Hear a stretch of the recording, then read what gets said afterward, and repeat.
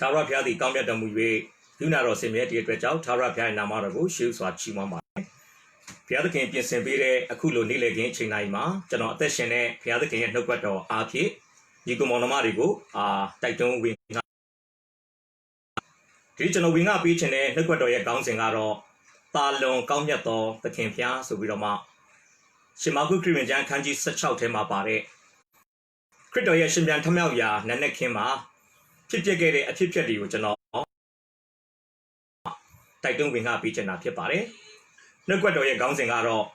တာလွန်ကောင်းမြတ်သောသခင်ဘုရားလို့ကျွန်တော်ခေါင်းစဉ်တတ်ထားပါတယ်။ရှေးဥစွာအခြေပြုမဲ့နှုတ်ကပတ်တော်များကိုအားလုံးတူတူကကြားနာစေဖို့ရန်ကျွန်တော်ဖတ်ကြားပေးချင်ပါတယ်။ပထမဆုံးဖတ်တော့ရှင်မာကုခရစ်ဝင်ကျမ်းခန်းကြီး16အပိုင်ငယ်1ကနေ4အတွင်းကိုကျွန်တော်ဖတ်ချင်ပါတယ်။ဥပုံနေလွန်မှာမာဂဒရမာရိတော်မာရိနှင့်ရှလုံတို့သည်သွား၍ငါနတ်သားမျိုးကိုဝဲပြီးလင်9ရက်တွင်ပထမနက်စောစောအချိန်၌တင်းကြိုင်းတော်တို့သွားကြ၏ထိုမိမတို့ကတွင်း၌ပိတ်သောကြောက်ကိုအဘယ်သူလှိမ့်လှန်၍ပေးမိနည်းဟုအချင်းချင်းပြောဆိုကြည့်ရှုလင်ထိုကြောက်သည်လှိမ့်လှန်လက်ရှိသည်ကိုမြင်ကြ၏ထိုကြောက်ကအလွန်ကြီးသောကြောက်ဖြစ်သည်ထိုကြောက်ကအလွန်ကြီးသောကြောက်ဖြစ်သည်ခန်းကြီး15ဖတ်ပြပေးချင်ပါတယ်သင်တို့သည်လောကီနိုင်ငံအရရက်ရှိသမျှသို့သွား၍ဝိနည်းတရဝါအပေါင်းတို့အားဧဝံဂေလိတရားကိုဟောကြားလော့နောက်တစ်ဖန်ပြန်လဲသင်တို့ရှိသမျှသို့သွား၍ဝိနည်းတရဝါအပေါင်းတို့အားဧဝံဂေလိတရားကိုဟောကြားလော့အပိုင်းငယ်20မာကု16:20တပည့်တော်တို့သည်လည်းထွက်သွား၍သခင်ဖျားသည်မဆတော်မူသည်နှင့်၎င်းသူတို့၌ဖြစ်သောနမိတ်လက္ခဏာအားကပတ်တရားတော်ကိုတည်စေတော်မူသည်နှင့်၎င်းခတ်သိမ်းသောအရတ်တို့၌တရားဟောကြ၏တို့သည်လည်းထွက်သွား၍သခင်ဖျားသည်မဆတော်မူသည်နှင့်၎င်းဖတ်သွားတဲ့နှုတ်ကပတ်တော်ဟာခေဆက်ဆက်ဘုရားရှင်ကောင်းကြီးပေးလာတဲ့သူရဲ့နှုတ်တော်တဲ့တရားစကားများဖြစ်တဲ့အကြောင်းနှုတ်ကပတ်တော်အားဖြင့်အသက်တာသီးပေါ်မှာဘုရားသခင်အသက်ခံပြန်လဲကောင်းကြီးပေးပါစေတော့နှုတ်ကပတ်တော်အတွက်ကျွန်တော်ခဏဆုတောင်းအနံ့ကြပါစို့ယေရှုရှင်ပါကိုရောကိုယေရှုတင်တဲ့ယေရှုတော်ပေါင်းကိုချီးမွမ်းပါတယ်ဒီကနေ့ညနေခင်းအချိန်တိုင်းမှာလဲနာမတော်၌ဆုယုံပြီးတော့မှအသက်ရှင်တဲ့ဘုရားရဲ့နှုတ်တော်တဲ့တရားစကားများကြားနာခံခြင်းအားဖြင့်အသက်တာသီး၌ကောင်းကြီးမင်္ဂလာဖြစ်စေဖို့ဒီအချိန်တိုင်းကိုကိုရောဖျားပြဆင်ပေးတဲ့အတွက်ဂုဏ်ကျေးဇူးတော်ပေါင်းကိုချီးမွမ်းပါတယ်လူသားတယောက်ဖြစ်တဲ့အတွက်ကြောင့်နှုတ်ကပတ်တော်ကိုမစုံမလင်သိပါတယ်အဖဝေငှတဲ့အခါမှာသင်ကြားတဲ့အခါမှာလည်းမစုံမလင်ဝေငှသင်ကြားတတ်ပါတယ်သို့တော်လည်းဘုရားသခင်သည်ကြားနာတဲ့နှုတ်ကပတ်တော်ကောင်းချီးပေးပြီးကြားနာတဲ့အသက်တာသီးတို့အားယေရှုခရစ်၌စုံလင်သောဖြစ်သို့ရောက်စေဖို့ရန်မဆပို့ဆောင်ကောင်းချီးပေးမှာဖြစ်လို့ဂုဏ်ကျေးဇူးတော်ပေါင်းကိုချီးမွမ်းပါတယ်နောက်ဆက်ဖြတ်စီမောက်လက်တဲ့ရာမန်သမ ्या ကိုယေရှုဖျား၏မြတ်သောနာမ၌စီတာလက်ဖေရှားဖြစ်ပါတယ်လက်တော်ထဲမှာနှုတ်ကပတ်တော်ကြားနာခြင်းအဖြစ်ကိုရောကိုအတူတူကကိုးကွယ်မဲ့အချိန်တိုင်းကိုစက္ကပ်တဲ့အခါမှာကျေးဇူးတော်ကြီးမားကြောင်းဝန်ခံလဲရှင်ယေရှုဖျား၏မြတ်သောနာမ၌ကြီးမားတဲ့အချိန်တိုင်းကိုလက်တော်၌စက္ကပ်အနှံပါတယ်အဖထာဝရမြတ်တော်ဘုရားရှင်အာမင်ဒီနေ့မှာကျွန်တော်တာလွန်ကောင်းမြတ်သောသခင်ဘုရားဆိုတဲ့အကြောင်းနဲ့ပတ်သက်ပြီးတော့မှအချက်ငယ်လေး၃ချက်နဲ့ညီကောင်မောင်နှမတွေကိုကျွန်တော်ပြင်ဆင်ထားတာဖြစ်ပါတယ်အဲ့ဒီတာလွန်ကောင်းမြတ်သောသခင်ဘုရားဆိုတဲ့ခေါင်းစဉ်ကြီးအောက်မှာနံပါတ်1ဘေးခေါင်းစဉ်ကိုတော့ကျွန်တော်ဘယ်လိုပေးထားလဲဆိုရင်မေဂုံမထုတ်မီကပင်အဖြေပေးတော်သူကျွန်တော်ကိုးကွယ်တဲ့ယေရှုဖျားကျွန်တော်ကိုးကွယ်တဲ့သခင်ဖျားဟာဘလောက်တောင်မြတ်လဲဆိုရင်ကျွန်တော်တို့မေဂုံတွေဘဝအသက်တာပု္ပ္ပာတွေအတွက်မေဂုံတွေမထုတ်ခင်ကတည်းကသူကအဖြေပေးတယ်ဆိုတာကိုကျွန်တော်ပထမတစ်ချက်အနေနဲ့ကျွန်တော်ဆွေးနွေးဖို့ပြင်ဆင်ထားပါတယ်ဒုတိယတစ်ချက်အနေနဲ့တော့ကျွန်တော်ဘာဖော်ပြပေးခြင်းလဲဆိုရင်တာလွန်ကောင်းမြတ်တဲ့သခင်ဖျားသည်ဘလို့ကျွန်တော်တို့ပေါ်မှာတာလွန်ကောင်းမြတ်လဲဆိုရင်ကျွန်တော်တို့ရဲ့ဝမ်းနည်းခြင်းကိုဝမ်းမြောက်ခြင်းအဖြစ်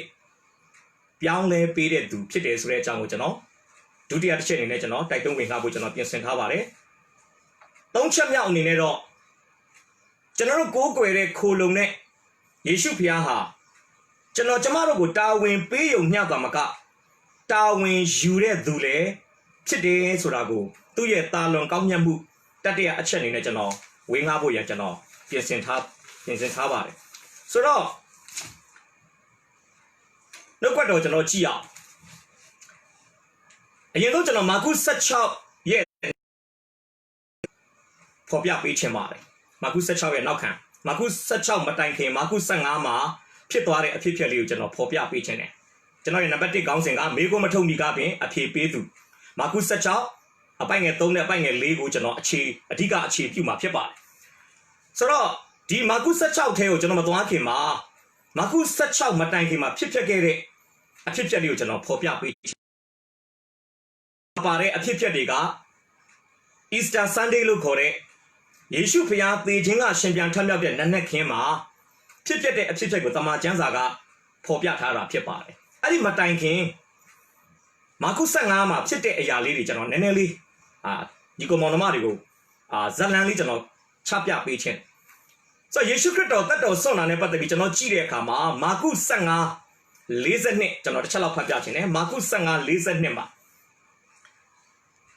ထိုနေ့ကအဖိတ်နေ့ဒီဟုသောပရကုနေ့ဖြစ်သောကြောင့်ညအချိန်ရောက်မှလို့ပြောပါတယ်အဖိတ်နေ့ဆိုတော့ကျမ်းစာအရပြောမယ်ဆိုရင်တောက်ကြနေ့ဖြစ်ပါတယ်အဲ့ဒီအဖိတ်နေ့ကိုဘယ်လိုခေါ်လဲပရကုနေ့ကျွန်တော်စကျမ်းစာဖတ်တဲ့အခါမှာနားမလည်ပရကုဆိုတာဘာလဲအင်္ဂလိပ်ကျမ်းစာမှာကျွန်တော်ကြည့်တဲ့အခါမှာသူကဘာပြောဆိုရင် preparation day လို့ပြောပါတယ်ပြင်ဆင်ရနေ့ပေါ့တောက်ကြနေ့ပြီးတာနဲ့နောက်တစ်ရက်ကစနေဥပုပ်ဆိုတော့ဥပုပ်နေ့မတိုင်ခင်အဖိတ်နေ့မှာဂျူးလူမျိုးတွေကဥပုပ်နေ့အတွက်ကြိုတင်ပြင်ဆင်မှုလုပ်ရတယ်အဲဒါကြောင့်တမန်ကျမ်းစာတော်များကအဲ့ဒီကိုဘယ်လိုခေါ်လဲပရခုနေ့မြန်မာမှုပြုမယ်ဆိုရင်တော့ပြင်ဆင်ရနေ့ဒါကျွန်တော်မြင်တယ်ဆရာယူရတန်ကဒီစကားလုံးကိုမွေးစားထားတာဖြစ်တယ်ကျမ်းစာထဲမှာပါတဲ့ပတ္တခါပွဲလို့ပေါ့ပတ္တခါဆိုတာတကယ်မူရင်းတိပဲက pass over ကြော်သွားတာတိုးတငယ်ရဲ့အသွေးတုပ်ထားတဲ့ဂျူးလူမျိုးတွေအိမ်ကိုဘုရားသခင်ကတရားမစီရင်ပဲနဲ့သားဦးတွေကိုတရားမစီရင်ပဲနဲ့ဘုရားသခင်ဆေလွတ်တဲ့ကောင်းကင်တမန်ကအဲ့ဒီအိမ်ကို pass over ကြော်သွားတာအဲ့ဒါကိုဆရာယူရတန်ကအင်္ဂလိပ်လို pass over ကိုမြန်မာလိုပတ္တခါဆိုပြီးဘာသာပြန်တယ်ဒီနေရာမှာလဲ preparation day လို့ခေါ်တဲ့ပြင်ဆင်ရာနေ့ကိုသူကပရကုနေ့ဆိုပြီးတော့မှဘာသာပြန်ထားတာဖြစ်ဆိုတော့အဲ့ယေရှုခရစ်တော်တတ်တော်ဆုံးတဲ့နေ့ဟာတောက်ကြနေ့ဖြစ်ပါတယ်မကြခင်ညနေ6နာရီကျော်တာနဲ့ယူဒလူမျိုးတွေရဲ့ပြက်ကလေးအရာဆိုရင်ဥပုပ်နေ့ထဲကိုသူတို့ရောက်တော့မှာဖြစ်ပါတယ်။နောက်အခုကျွန်တော်ပြောတာမာကု15:42နောက်လုကာ23:54မှာလည်းပါဆက်ပြောတယ်ထိုနေ့ကအဲ့အဖိတ်နေ့တောက်ကြနေ့ကိုပြောတာဖြစ်ပါတယ်။အဖိတ်နေ့ဖြစ်၍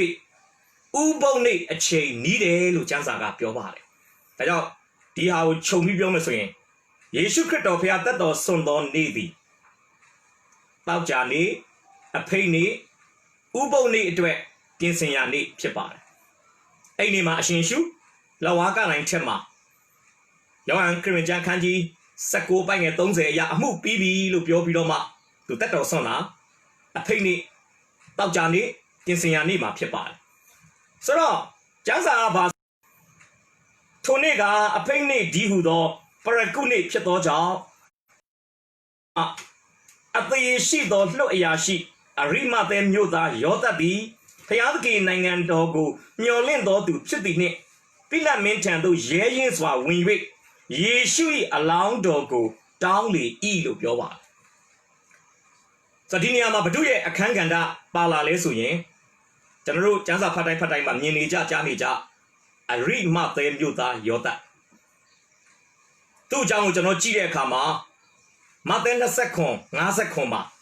တမန်ကျမ်းစာကအရိမသဲမျိုးသားယောသတ်ကိုဘလို့ဖော်ပြလဲဆိုရင်တထေးလို့ဖော်ပြပါတယ်မာကု15:43ဆောစောကျွန်တော်ဖတ်သွားတဲ့ကျမ်းစာမှာတော့အရိမသဲမျိုးသားယောသတ်ကိုမာကု15:43မှာအသေးရှိသောလှုပ်အရာရှိလို့ပြောပါတယ်လုကာ23:50မှာတော့လှုပ်အရာရှိလို့ပဲပြောပါတယ်လုကာ23:51မှာတော့သူတော်ကောင်းသူတော်မြတ်လို့ကျမ်းစာကဆက်လက်ဖော်ပြတယ်ဘုရားသခင်ရဲ့နိုင်ငံတော်ကိုမျှော်လင့်တဲ့သူတော်ကောင်းသူတော်မြတ်ယောဟန်19အပိုင်းငယ်31လောက်ကိုကျွန်တော်တစ်ချက်လောက် ဖတ်ပြခြင်းနဲ့ယောဟန်19အပိုင်းငယ်31အဲ့ဒီမှာအရိမဿေမြို့သားယောသနဲ့ပတ်သက်ပြီးတမန်ကျမ်းစာရဲ့နောက်ထပ်ဖော်ပြထားတဲ့အရာလေးဖြစ်ပါတယ်38မှာတမန်ကျမ်းစာကအရိမဿေမြို့သားယောသအကြောင်းကိုဘယ်လိုဖော်ပြလဲဆိုရင်မထင်မရှားတပည့်တော်လို့ပြောပါတယ်ကျွန်တော်ပြန်ပြောမယ်အရိမဿေမြို့သားယောသဆိုတာတထေးအသေးရရှိသောလှုပ်အရာရှိသူတော်ကောင်းသူတော်မြတ်သူ့ဘဝအသက်တာထူးခြားစေတဲ့အရာပါလို့ဆိုမထင်မရှားတပည့်တော်သူကနီကောဒင်လိုပဲခရစ်တော်ကိုယုံကြည်တယ်ဒါပေမဲ့သူ့ရဲ့အရာကြောင့်ဖြစ်ပတ်ဝန်းကျင်အတိုင်းဝိုင်းကြောင့်အရှင်ယေရှုကိုတိုးတိတ်လွတ်ဝက်နဲ့ထိတွေ့ဆက်ဆံတဲ့လူတစ်ယောက်ဖြစ်တယ်ဆိုတော့သူဒီတောက်ကြနေ့အဖိတ်နေ့မှာပြင်ဆင်ရာနေ့မှာပရခုနေ့မှာအရှင်ယေရှုတတ်တော်ဆွန့်သွားတဲ့အခါမှာသူဘာလုပ်လဲဆိုရင်ပိလတ်မင်းထံမှာဝင်ပြီးတော့အရှင်ယေရှုရဲ့အလောင်းတော်ကိုတောင်းတယ်လို့တမန်ကျမ်းစာမှာတွေ့ရမှာဖြစ်ပါတယ်အဲ့မှာကျွန်တော်နှိုင်းရှင်ပြီးနည်းနည်းလေးဖော်ပြမယ်မဿဲ29:58မှာကျမ်းစာကဖော်ပြလဲအလောင်းတော်ကိုတောင်းတယ်လို့ပြောပါတယ်မဿဲ29:58မှာတော့ကျမ်းစာကပြောလဲအလောင်းတော်ကိုပေးစီခြင်းကအဲ့ဒါကတော့ပိလတ်မင်းကအမိန့်ပေးတာတနည်းအားဖြင့်အလောင်းတောင်းတဲ့အရိမဿေမြို့သားယောသကိုပိလတ်မင်းကတုတ်ပြန်လိုက်တာဖြစ်ပါတယ်မဿဲ29:60မှာတော့ပြောလဲအဲ့ဒီပိလတ်မင်းအရိမဿေမြို့သားယောသတောင်းတဲ့အလောင်းကိုပိလတ်မင်းကခွင့်ပြုလိုက်တဲ့အခါမှာသင်္ချိုင်းတွင်းသစ်ထဲမှာထားတယ်လို့ပြောပါတယ်ကျွန်တော်ပြန်ပြောမယ်မဿဲ29:58မှာအလောင်းတော်ကိုတောင်းတယ်မဿဲ29:58မှာပိလတ်မင်းကအလောင်းတော်ကိုပေးစီခြင်းကခွင့်ပြုတယ်မဿဲ29:60မှာအရိမဿေမြို့သားယောသကသင်္ချိုင်းတွင်းသစ်ကျမ်းစာရဲ့ဖော်ပြချက်ဆိုသူ့အလောင်းကိုတကြိုဖို့သူကိုယ်တိုင်မဆုံးခင်ကလေးကကြိုတင်ပြင်ဆင်ထားတဲ့အဘယ်အလောင်းကောင်ကိုမှမတကြိုရတိုင်းအသစ်ချက်ချွတ်မှာအရိမဿေမြို့သားယောသသည်ယေရှုဖခင်ရဲ့အလောင်းတော်ကိုသူဘာလုပ်လဲဆိုရင်ထားတာဖြစ်ပါတယ်ကဲမာကုကိုကြည့်အောင်မာကု15:43မှာမဿဲ29:58ကလိုပဲအရိမဿေမြို့သားယောသကဘာလုပ်လဲအလောင်းတော်ကိုတောင်းပါတယ်မာကု15:45မှာပိလတ်မင်းကဘာလုပ်လဲအလောင်းတော်ကိုယောသဆိုတဲ့အရိမဿေယောသကိုပေးတယ်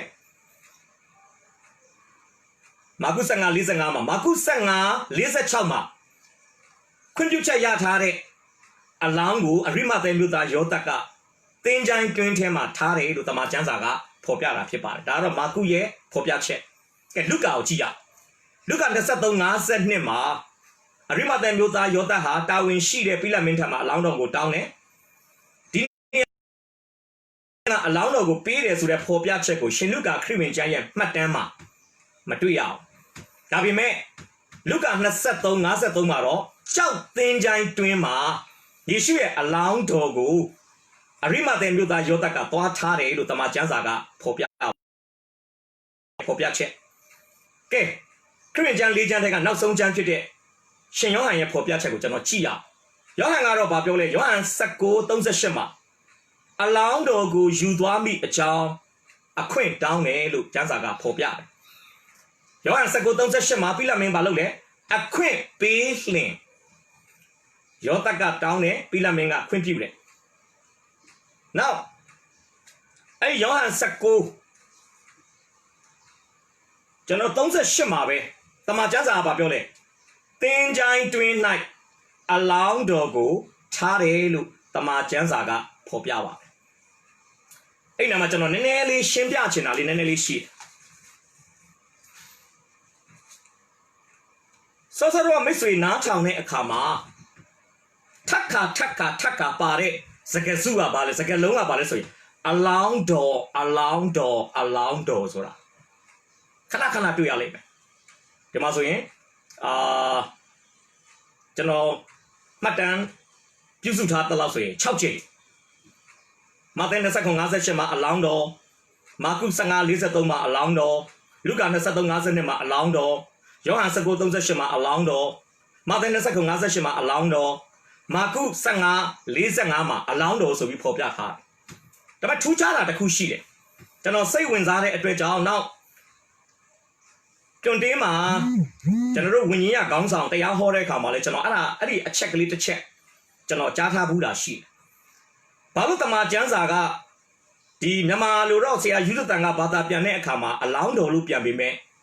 အင်္ဂလိပ်ကျမ်းစာမှာတော့ the body of Christ the body of Jesus ပေါ့ယေရှုခရစ်တော်ရဲ့ကိုယ်ခန္ဓာတော်လို့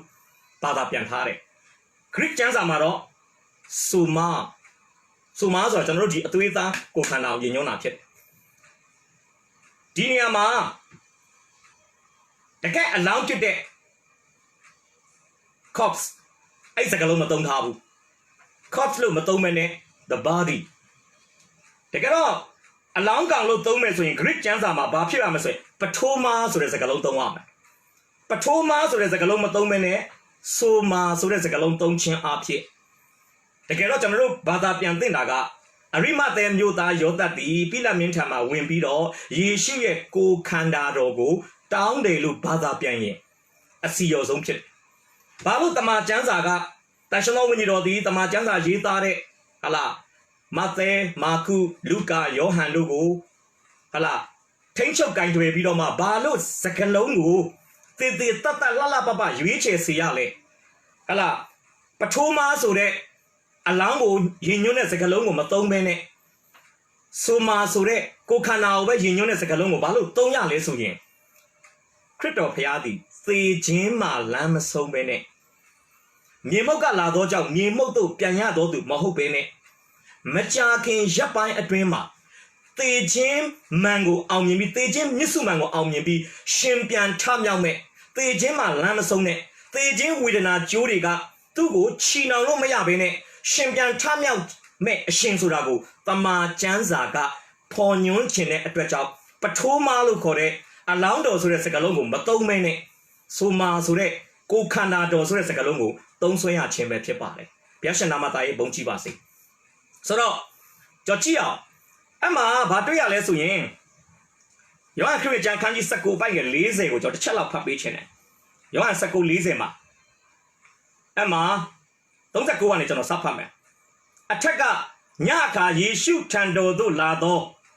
နိကောဒင်သည်လည်းအခွက်30မြလောက်အချိန်ရှိသောမုရန်နှင့်အကျော်ကိုယောနောသောနတ်သားပြောင်းကိုဆောင်လက်လာ၏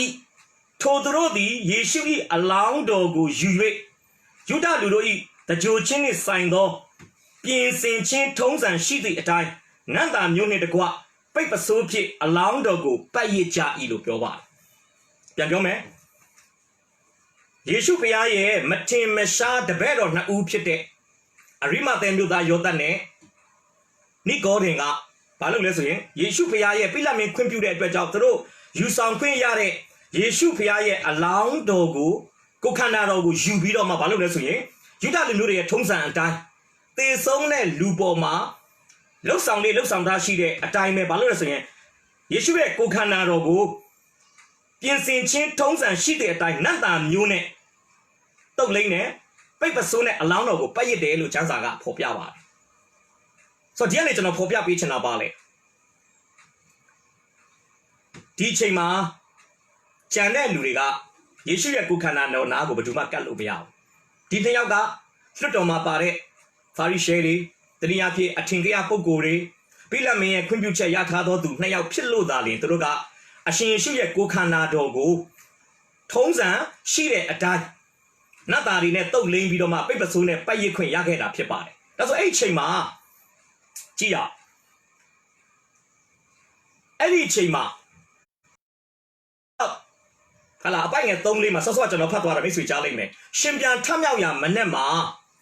ရှိရောက်လာတဲ့ယေရှုရဲ့ကိုခန္ဓာတော်သူတို့ကတော့ကိုခန္ဓာတော်မှမသိအလောင်းတော်လို့ပဲထင်တာပေါ့ယေရှုရဲ့အလောင်းတော်ကိုနတ်သားတွေနဲ့တုတ်လိမ့်ဖို့ရောက်လာတဲ့အမျိုးသမီးတွေကဘာလုပ်နေလဲကျွန်တော်ကြည့်ရရှမတဲ့ခရစ်ယာန်ခန်းကြီး29အပိုင်ငယ်60မှာကျမ်းစာပါပြောဆိုရင်မာဂါဒရမာရီနဲ့အခြားသောမာရီနှစ်ယောက်ကဘာလုပ်နေလဲသင်္ချိုင်းတော်ရှေ့မှာထိုင်လက်နေရစ်တယ်လို့ကျမ်းစာကဖော်ပြသူတို့အခွင့်မသာဘူး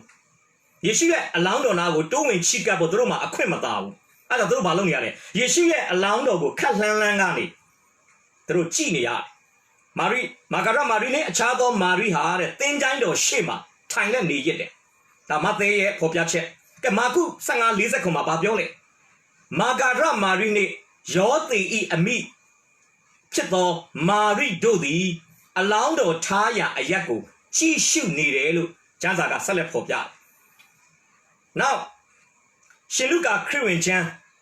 a canyon of Saddam Bang and Asa Chalma. Tamajanzaga Bapopiale. Look at Nessa Asa Chamaro. General, look at Nessa Asa Chamaro, Blue Popiale Suye, General Papiachene. She look at Crewin Jan, Kanji Nessa Neto. A buying Asa Net Chop.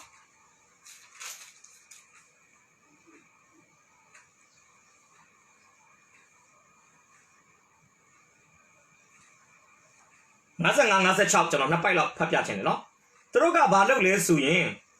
Look at Neseto, Nasa Choma. Galile Piga, Corone at Dulado, Mimamia. Credoya tree and Mimari Balule. Thin giant dogu lago. A long dogu, a bedu. Tardigu lago. A chishu like la ja ilu. Luca Neseto, Nasa Choma Popiare. Be through Balule. Tonama, Piandoa Bini, Critoya, along Bamatanes or through a teacher, Tide Kama, Truga, Ubo Twete, Sanijo Vidoma, Ubo Twete, Konayama, Patamani today, Easter Sandibo, a Manes Sosoma, Critoya, along Gango, Nadam Yudin, Tolimbuya, Pedro Balules, which as a Popiare. Tonama, Piandoa Bini, see winning Nadam Yogu, Pinsin Week, Pinato, a time, Ubo. Nature E. Look your wife. Let out Chatham Misway. Georgini Popiachina Ballet. The Vero Mamiadi. Taujani, a painting now by ma. A chain mayalo dredger, Ubo window my pitted dredger. Ubo window wins a chilly pitted dredger, Toroga Critoya along Gango. Tongues and she did a win and body net, though lady paper sooner by a queen mayabi me. Along dogu Bamatales through a theatre Chishu Bido. Ubo Twete, the name of Manet Soso. Konayama Patama, Ni Nanet Soso a chima, Thin Yango would labido. Through Tita, the Crito along Taranea would labidoma, along Gango, Tobling Boyan. Through Amwe Chandigo, Pinsin Bidoma. Ubo Winane, Saninima, Ubo Nima, a little malupe needed Luchazaga, Popiaba. Najano, Janoya Patama Checo Tama Janza ye Tisabo was setting with Nico Monomaru to Chapia Pit. And I will miss him a meanness, you know. Magusa Chama, Jano Sepiome. A chat don't check on Missy, Quack Queen. Yassitema, Ninama Pipa. Okay, Chia. The Ayari Bide Kama, who Magusa Chago Yalari. Magusa Chow Yalari at Chima. Jaza Blue Population of Papame. Magusa Chow buying a tin and Ubone Loma. Magadra Mari, Yakoi, a meat pitball, Marine, Shalom Dodi, Thawai, along the lane chenga, Nathan Yugo, Webbing, Konaya doing Patama Niye, Nane, So, Ni Trato, a chain night, Thin Giant Dodu, Dwaja Ilu, Yoba. Daro, Yuda Muria Tonsaya, they are when Thin Giant would labi, along the go, though lambo. A queen Pipa through Yala Jabi. Adrua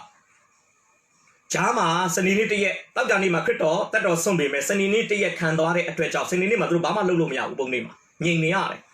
Kadrusa Gemaro, Ubo Traluaro, Narota Kingu, Hala, Toabidoma,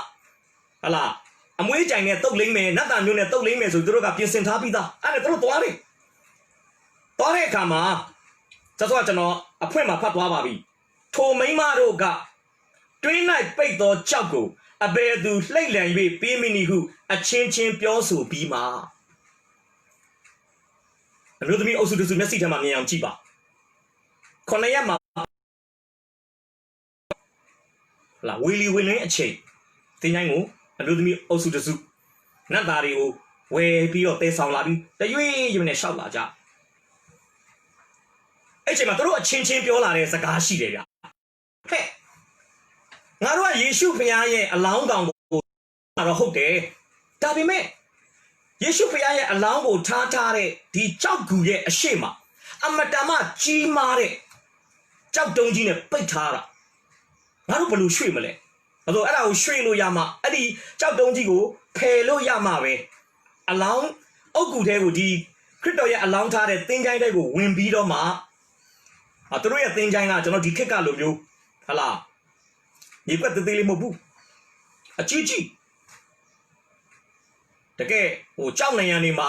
ထွင်းဖောက်ပြီးတော့မှလူအုပ်စုလိုက်တော့ဝင်လို့ရတဲ့ဟလာအလောင်းတချို့တဲ့နေရာဖြစ်တာနေရာအခြေကြီးဒါပေမဲ့အဲ့ဒီနေရာဝင်ဖို့အတွက်ကကြောက်ပိတ်ထားတယ်ဒါကြောင့်ကျမ်းစာမှာသူတို့မေကွန်းအမျိုးသမီးတွေမေးတဲ့မေကွန်းကပါလဲတွင်းဝ၌ပိတ်သောကြောက်ကိုအဘယ်သူလှိမ့်လန်၍ပေးမိနည်းအဲ့ဒါမာကု16:73မှာပါပါတယ်နောက်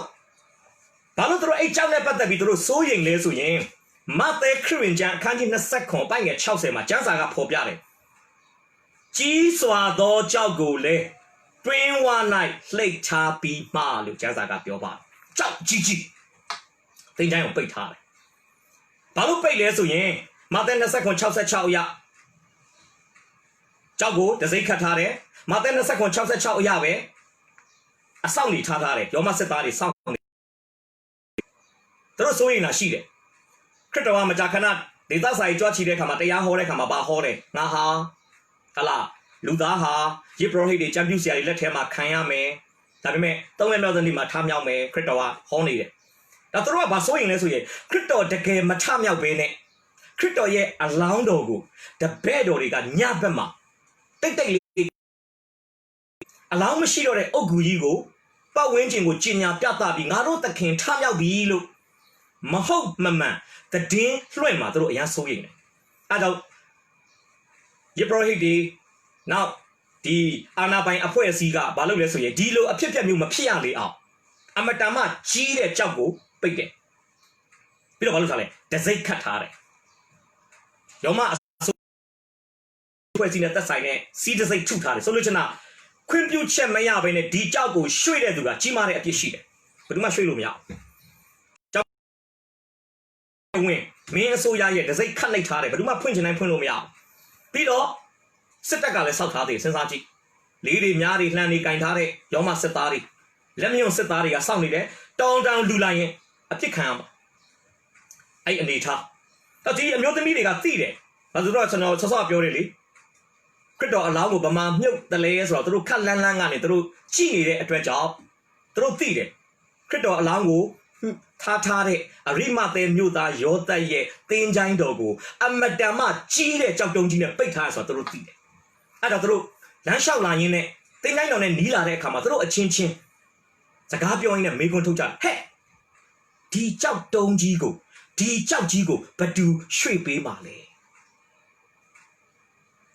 ဒါပေမဲ့ဝန်သားဆရာကောင်းတယ်ကျွန်တော်ဖတ်ပြမယ်အဖြေသူတို့ရဲ့မေကွန်းကတွင်း၌ပိတ်သောကြောက်ကိုအဘယ်သူလှိမ့်လန်၍ပေးမည်နည်းသူတို့မှာမေကွန်းရှိတယ်အဖြေကိုကြည့်ရအောင်အဖြေကတော့မာကု16:3-4မှာအထူးသဖြင့်4မှာတွင်းဝ၌ပိတ်သောကြောက်ကိုအဘယ်သူလှိမ့်လန်၍ပေးမည်နည်းလို့ဘာဆက်လုပ်လဲအချင်းချင်းပြောဆိုပြီးမှပြောနေတော့တော့သူတို့မေကွန်းတော့မဆုံးသေးဘူးပြောဆိုပြီးမှသင်္ချိုင်းတော်အရှိတ်ကိုရောက်လာပြီးဖြစ်တဲ့တော့သင်္ချိုင်းတော်ကိုဖြတ်ခနဲ့ကြည့်လိုက်တယ်။ဘာကျမ်းစာဘာပြောလဲထိုကြောက်သည်လှိမ့်လှန်လက်ရှိတယ်လို့ပြောပါတယ်ဟာလေလုယာဘုရားရှင်နာမဘုန်းကြီးပါစေ။သူတို့မေကွန်းထုံးမှကြောက်ကရွေ့သွားတာမဟုတ်ဘူးနော်။သူတို့မေကွန်းမထုတ်ခင်ကတည်းကဘုရားသခင်ကကောင်းကင်တမန်အားဖြင့်အဲ့ဒီကြောက်ကိုယေရှုကိုထားတဲ့ကိုခန္ဓာတော်ကိုထားတဲ့သင်္ချိုင်းဝမှာရှိတဲ့ကြောက်ကိုကောင်းကင်တမန်ကရွှေ့ထားတာဖြစ်ပါတယ်ဆိုလို့ချင်တာပါလေမေကွန်းမထုတ်မီကပင်အဖြေပေးနေတဲ့တာလုံးတဲ့သခင်ဖျားဖြစ်ပါတယ်ဒီနေ့ချက်တော်မိတ်ဆွေကျမ်းစာပြောပါတယ်မာကု16:4အဆုံးမှာအလွန်ကြီးသောကြောက်တမန်ကျမ်းစာကတခါဖော်ပြတယ်အဲ့ကြောက်ကအရန်ကြီးတဲ့ကြောက်တယ်အားနွဲ့သူမိမသားတွေရဲ့အင်အားနဲ့ဘယ်လိုမှရွှေ့လို့မရတဲ့ကြောက်ဒါဖခင်ရဲ့ကောင်းကင်တမန်ကရွှေ့ပေးတယ်ဆိုလို့ချင်တာ Throat, me go chokbo, me go na matonde, masonde bully, a chin pure so be, Basaka, the only in Tana and Messica, Tinjan Wago, Yaguara, or my Chau Shilo, Chauga, Juet Wabi. The Yau Chaka makes way. Ludata Yaunine, Nisim Bawa Atadama, 3 Juniare, me go chokchins ya gaune. Hala, Balu Samale, Balu Wimale, Balu Nimale, so de, Hala, Luya chicken, Lu Achet, Tete, Sawini. Aku COVID-19 ni kala ma do poso de Lazari shock ခံရတယ်အလုပ်တွေပြုတ်တယ်အားလုံးနှလုံးသားထဲမှာရှိလာတဲ့မေးခွန်းကပါလေငါတို့အနာဂတ်ကိုဘယ်လိုရင်ဆိုင်မလဲဘယ်လိုရှောက်လန်းမလဲကျွန်တော်နှုတ်ကတော်နဲ့အားပေးပါရစေမိတ်ဆွေမေးခွန်းတွေထုတ်လို့တော့မဆုံးခင်မှာမိတ်ဆွေအတွက်အကောင်းဆုံးသောအဖြေကိုဖယားသခင်ကပြင်ဆင်ထားပြီးသားဖြစ်ပါတယ်ဟာလေလုယာဒါကြောင့်တရားလည်းမိကုန်းလေးကျွန်တော်မေးချင်တယ်မိတ်ဆွေကိုမိတ်ဆွေရဲ့သင်ရဲ့ထိုကြောက်ကအလွန်ကြီးသောကြောက်လို့ပြောတယ်အဲ့မာဂါဒရာမာရီမာစာ၍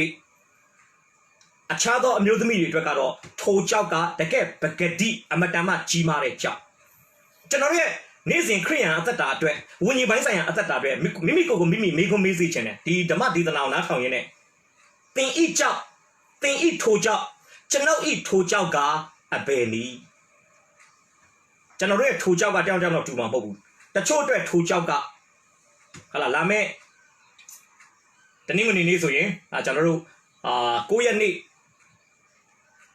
ညတကောင်ရံပေါ့ဗျာဒီ9ရက်နေ့ဝင်ချင်း10ရက်နေ့အစုံ9ရက်နေ့အခုမှတက္ကသိုလ်ဝင်ခွင့်ကျောင်းသားတွေအတွက်အောင်စင်းထွက်တော့မယ်ဗျာသူတို့အတွက်ဆိုသူတို့အခုချိန်မှာပါလဲသူတို့အတွက်ထိုကြောက်ကအောင်စင်းဖြစ်နိုင်တယ်အောင်စင်းမိဘတွေကတနစ်တာကာလငွေကြေးတွေဟာလာရင်းနှီးမြှုပ်နှံထားတယ်ကုန်ထားတယ်တချို့ကဖြေနိုင်လို့ဖြေနိုင်တယ်ပြောတာရှိမယ်တချို့ကမဖြေနိုင်မဲနဲ့မိဘစိတ်ကြည်နေအောင်ဖြေနိုင်တယ်လို့ဟာလာရွှေထားဖြန်းထားတာရှိမယ်ဘာအဖြေတွေပေါ်တော့မအောင်အချို့ကအောင်စင်းထွက်ဖို့ရဲ့နီလာလေးထိုကြောက်ကြီးကလေးလာလေးဖြစ်နိုင်တယ်ပညာသင်ကြားတဲ့လူတွေအတွက်တော့ထိုကြောက်ကပညာရေးဖြစ်နိုင်တယ်ကျမ်းမာရေးချူချာတဲ့လူတွေအတွက်တော့ထိုကြောက်ကကျမ်းမာရေးပြဿနာဖြစ်နိုင်တယ်အိမ်တော်ရေးအစင်မပြေတဲ့လူတွေအတွက်တော့ထိုကြောက်ကခုနပြောတဲ့ဟာလာအိမ်တော်ရေးပြဿနာဖြစ်နိုင်တယ်ဒါကြောင့်ကျွန်တော်ဒီမှာပြောမယ်ပြဿနာဘလောက်ကြီးဟာလာပြဿနာရဲ့အဖေဘာလို့ကဘာပေါ်မှာအကြီးမားဆုံးပြဿနာကအပြစ်ဖြစ်တာအပြစ်အစားအေဒင်ကအဲ့ပြဿနာကိုဘယ်သူဖန်တီးလဲအဲ့ပြဿနာကိုဘယ်သူကမွေးထုတ်လိုက်တာလဲအဲ့ဒီပြဿနာကိုဘယ်သူကစီစဉ်လိုက်တာလဲစာရမဏဖြစ်တယ်ဒါစာရန်ဒီပြဿနာရပ်တန်းရဲ့အဖေဖြစ်တယ်ဒါကြောင့်ကျွန်တော်ပြောမယ်ပြဿနာဘလောက်ကြီးပြဿနာရဲ့အဖေဖြစ်သောစာတန်ထက်ဟလာပြဿနာရဲ့အဖေဖြစ်သောသခင်ဖျားဟာကြီးနေတဲ့အတွက်ကြောင့်မိတ်ဆွေနဲ့ကျွန်တော်ရဲ့ပြဿနာကိုဖြေရှင်းပေးနိုင်တယ်ဖြေရှင်းပေးခြင်းနဲ့ဖြေရှင်းပေးနေတယ်ဆိုတော့ကျွန်တော်ဒီနေ့ဖော်ပြပေးခြင်းပါတယ်ဟာလေလုယာဒါကြောင့်ဒီနေ့စဉ်းစားရအောင်စัจ java ထဲမှာကဘာပေါ်မှာအကြီးကအကြီးဆုံးပြဿနာကိုပြပါဆိုရင်အပြစ်ဆိုတဲ့ပြဿနာပဲဖြစ်တယ်ဒီနေ့ကျွန်တော်ကဘာမှာတွေ့ကြုံနေရတဲ့ပြဿနာပေါင်း16000ဆိုတာဒီအပြစ်ဆိုတဲ့ပြဿနာကဘာလောကထဲမှာရောက်လာတဲ့အတွက်ကြောင့်အဲ့ဒါရဲ့ဘေးထွက်ဆိုးကျိုးအနေနဲ့ကျွန်တော်လူသားတွေကစုံစီနှစ်ဖာပြဿနာတွေကိုခံစားနေရတာဖြစ်တယ်ဒါပေမဲ့ယေရှုခရစ်တော်ကလောကကိုကြွလာပြီးကရာနီလက်ဝါးကတိုင်းထက်မှာအသက်ဆွန့်တဲ့အခါမှာအမှုပြီးပြီလို့ပြောတဲ့အခါမှာစัจ java ထဲမှာအကြီးမားဆုံးပြဿနာဖြစ်တဲ့အပြစ်ဆိုတဲ့ပြဿနာကိုသူကဖြတ်စည်းလိုက်တာတနည်းအားဖြင့်ဖြည့်ရှင်းလိုက်တာနှုတ်ပဲဖြိုချဖြတ်စည်းမှောက်လဲလိုက်တာဖြစ်တယ်ဒါယေရှုခရစ်တော်သည်သေခြင်းအပြစ်ဆိုတဲ့စัจ java ထဲမှာအကြီးမားဆုံးပြဿနာကိုဖြည့်ရှင်းပေးပြီးပြီဖြစ်တဲ့အတွက်ကြောင့်မိတ်ဆွေနဲ့ကျွန်တော်တို့နေ့စဉ်ကြုံတွေ့နေရတဲ့ပြဿနာပေါင်း16000ဒီဟူသောစာဝတ်နေရေးဟလာဟိုအရေးဒီဆိုပြဿနာလေးတွေဟာဖယားသခင်ရဲ့အရှိမတော့အမတန်မှသေးငယ်တဲ့ကိစ္စရက်လေးတွေဖြစ်တယ်ဆိုတော့ကျွန်တော်ဒီနေ့ဖော်ပြပေးခြင်းပါတယ်အမျိုးသမီးတွေပြဿနာကိုမေးခွန်းထုတ်လို့မဆုံးသေးဘူးမေးခွန်းထုတ်လို့တော့မပြီးသေးဘူးပြဿနာကိုမေးခွန်းထုတ်လို့တော့မပြီးသေးဘူးထိုပြဿနာကိုဖယားသခင်ကကြိုတင်ပြီးတော့မှဖြေရှင်းပေးတာဖြစ်ပါတယ်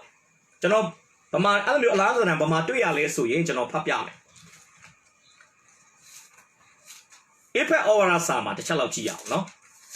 ဧဖက်ဩဝါဒစာခန်းကြီး1 ပိုင်ငယ်၄မှာဤကဘာမတီမရှိမီငါတို့ကိုခရစ်တော်၌ရွေးကောက်တော်မူသည်နှင့်အညီကောင်းငင်ဘုံနှင့်ဆက်ဆိုင်သောအရာတို့၌ခတ်သိမ်းသောဓမ္မမင်္ဂလာတို့ကိုခရစ်တော်အားဖြင့်ငါတို့အားပေးသနာတော်မူသောငါတို့သခင်ယေရှုခရစ်ခမဲတော်ဖျားသခင်သည်မင်္ဂလာရှိတော်မူစေတည်းပြုချင်တာကဤကဘာမတီမရှိမီငါတို့ကိုခရစ်တော်၌ရွေးကောက်တော်မူသည်နှင့်အညီနည်းနည်းလေးနားရှုပ်သွားမှကျွန်တော်စိုးရိမ်တယ်ဒါပေမဲ့နားထောင်ပေးပါပြောချင်တာပါလေအာဒံအေဝါတော်အေဒင်ဥယျာဉ်မှာကာမကောင်တိကျွမ်းရာအပင်ရဲ့အသီးကိုစားပြီးအပြစ်သားမဖြစ်ခင်ကတည်းကဖျားသခင်ကမိတ်ဆွေနဲ့ကျွန်တော်ကိုခရစ်တော်၌ကဘာမတီမရှိခင်ကတည်းကရွေးကောက်ထားပြီးဖြစ်ပါတယ်ဟာလေလုယာပြဿနာတော့မဖြစ်သေးဘူးဖျားသခင်ကတင်ကြိုပြီးတော့မှအဲ့ပြဿနာကိုပြင်ဆင်ထားဖြေရှင်းထားပေးတာဖြစ်ပါတယ်ဖြေရှင်းထားပေးတာဖြစ်ပါတယ်ဒါကြောင့်ချက်တော်မိတ်ဆွေကျွန်တော်နံပါတ်1ကိုပြန်ပြီးတော့အနှစ်ချုပ်မယ်ဆိုရင်ကျွန်တော်တို့ဘဝအတ္တတာပေါ်မှာတာလွန်ကောင်းမြတ်တဲ့ယေရှုဖခင်ကျွန်တော်တို့ဘဝအတ္တတာပေါ်မှာတာလွန်ကောင်းမြတ်တဲ့သခင်ဖခင်သည်မေကိုမထုတ်ခင်ကတည်းကကျွန်တော်တို့ကိုအဖြေပေးနေတဲ့သူဖြစ်ပါတယ်ဆိုတော့စကားကိုပြန်ကောက်အောင်တင်းတိုင်းတော်ကိုပိတ်ထားတဲ့ကြောက်မှာတစိမ့်ခတ်ထားတယ်ပြောချင်တာပါလေအခွင့်မရှိမဖွင့်ရဖွင့်တဲ့သူအရေးယူခံရဒါပေမဲ့ဝမ်းသာစရာကောင်းတာကဟေရှာယအနာဂတိကျမ်းခန်းကြီး22မှာကျွန်တော်ကိုးကွယ်တဲ့ဘုရားရဲ့ကြီးမြတ်ခြင်းတာလွန်ကောင်းမြတ်ခြင်းကိုကျွန်တော်ထပ်ပြီးတော့မှကြေညာပေးချင်ပါတယ်ဟေရှာယ22မှာဒါဝိဒ်မင်းမျိုးဤတကားတော့ကိုသူဤပခုံးပေါ်မှာငါတင်ထားသဖြင့်သူသည်ယေရှုဖျားကိုပြောတာဖြစ်ပါတယ်အဘယ်သူမျှမပိတ်နိုင်အောင်ဖွင့်လိုက်မည်အဘယ်သူမျှမဖွင့်နိုင်အောင်ပိတ်လိုက်မည်ဟာလေလုယာပြန်ပြောမယ်ဟေရှာ22အရာဖျားဖွင့်ရင်ဘယ်သူမှပိတ်လို့မရအောင်ဖျားပိတ်ရင်လည်းဘယ်သူမှဖွင့်လို့မရဘူးနောက်တစ်ခါပြန်လဲပြောပြပါရစေဖျားသခင်ဖွင့်ပြီးဟေ့ဆိုရင်ဘယ်သူမှပိတ်လို့မရဒါပေမဲ့ဖျားကပိတ်ပြီးဟေ့ဆိုရင်လည်းဘယ်သူမှဖွင့်လို့မရပါဒါမိတ်ဆွေဘဝအတ္တရဲ့အခွင့်အလန်းတွေဆိုတာကဖျားလက်ထဲမှာပဲရှိတယ်မိတ်ဆွေကအခွင့်အလန်းတွေကိုကိုယ့်ရဲ့ညံရင်ညံသွေးနဲ့အသွေးသားအကြံစီနဲ့ဘလောက်ပဲဖွင့်ဖို့ကြိုးစားဖျားပိတ်ထားရင်မိတ်ဆွေနဲ့ကျွန်တော်ဘာမှမတတ်နိုင်ကမိတ်ဆွေရဲ့တက်လန်းကျွန်တော်ရဲ့တက်လန်းကျွန်တော်ရဲ့အခွင့်အလန်းတွေကိုတပါးသောသူတွေကနီလန်းပေါင်းစုံသုံးပြီးတော့မှဟလာမတရားတဲ့နီလန်းတွေနဲ့ဘလောက်ပဲပိတ်ဆို့ဖျားဖွင့်နေဆိုရင်ကျွန်တော်တို့ရဲ့တက်လန်းကျွန်တော်တို့ရဲ့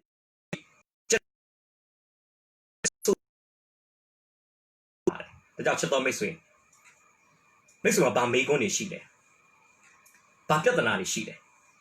မိတ်ဆွေရဲ့ထူကြောက်ကပါလေဖျားသခင်သည်စัจ java ထဲမှာအကြီးမားဆုံးအပြစ်ဆိုတဲ့ပြဿနာကို AD 30ယေရှုခရစ်တော်ကတိုင်းမှာသက်ဆွန့်အသေးခံတဲ့အခါမှာအမှုပြီးပြီလို့ပြောကြတဲ့ကဟာလာပေးဆက်ဆရာရှိတဲ့အကျွေးတွေအားလုံးငါဆက်ပြီးပြီထက်ထလက်စတိုင်းပြောကြတဲ့ကဒီကိစ္စအားလုံးပြီးသွားပြီဖြစ်ပါတယ်ကျွန်တော်ပြောချင်တာကအပြစ်ရဲ့ဌာနချုပ်က AD 30ကရာနီကတိုင်းမှာချီမုန်းခံရပြီအခုကျန်တာကအပြစ်ရဲ့အကျိုးဆက်ဖြစ်တဲ့ပမွားပြဿနာလေးတွေဖြစ်တယ်ကျွန်တော်ပြောချင်တာ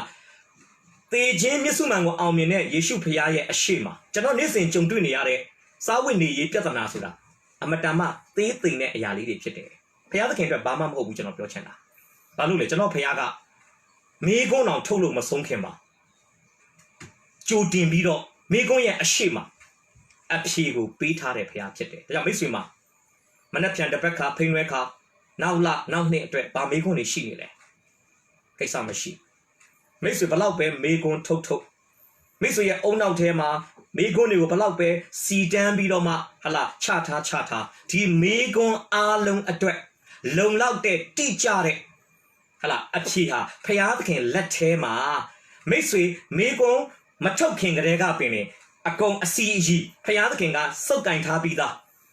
မိတ်ဆွေဟလာတိအပ်တဲ့နေ့မှာထိုအဖြေကိုဖျားသခင်မိတ်ဆွေကိုအသိပေးဖို့ရန်အတွက်စီစဉ်ထားပြီးသားဆိုတော့ကျွန်တော်ဒီနေ့ဖော်ပြပေးခြင်းပါတယ်ဒါနံပါတ်1ကိုကျွန်တော်ဒီကုန်းချုပ်မယ်ကျွန်တော်ကိုးကွယ်တဲ့ဖခင်သည်တာလွန်ကောင်းမြတ်တယ်ဘလို့ကောင်းမြတ်လဲမေကွန်မထုတ်ခင်ကတည်းကအဖြေပေးတဲ့ဖခင်ဖြစ်ပါတယ်ထိုဖခင်ရှင်နာမ တာ၍ပုံကြည့်ပါစေကဲနောက်တစ်ချက်ကိုကျွန်တော်တွားရအောင်နံပါတ်2ချက်တစ်ချက်ပေါ့နံပါတ်2ကိုကျွန်တော်ဖော်ပြမယ်နံပါတ်2ကိုတော့ကျွန်တော်ဘယ်လိုခေါင်းစဉ်တက်ထားလဲဆိုရင်ဝမ်းနေခြင်းကိုဝမ်းမြောက်ခြင်းအဖြစ်ပြောင်းလဲပေးသူဟာလေလုယာပြန်ပြောမယ်နံပါတ်1မေကုံမထုတ်မီကပင်အဖြေပေးတဲ့သူတာဝန်ကောင်းမြတ်တဲ့သခင်ဖျားကနံပါတ်2ဝမ်းနေခြင်းကိုဝမ်းမြောက်ခြင်းအဖြစ်ပြောင်းလဲပေးသူဟုတ်ပြီဒါကိုကြည့်အောင်ကျွန်တော်နည်းနည်းလေးကျမ်းစာထဲအကြောင်းအရာမပြောခင်မှာကျွန်တော်ဘဝမှာတွေ့ကြုံခဲ့တဲ့အရာလေးကျွန်တော်နည်းနည်းလေးဖော်ပြပေးခြင်းတယ်1991မှာဇွန်လ1ရက်နေ့မှာကျွန်တော်ရဲ့ဖခင်ဘုန်းတော်ဝင်စားပါတယ်ကျွန်တော်မောင်နှမ4ယောက်ရှိတဲ့အထဲမှာကျွန်တော်ဖခင်ရန်ကုန်မှာစေဝါကူတာမှုခံတဲ့အချိန်မှာအသေးအံဖြစ်တဲ့အချိန်မှာကျွန်တော်မောင်နှမဒီရန်ကုန်ရောက်လာတယ်ဗျာဒါပေမဲ့အဖေက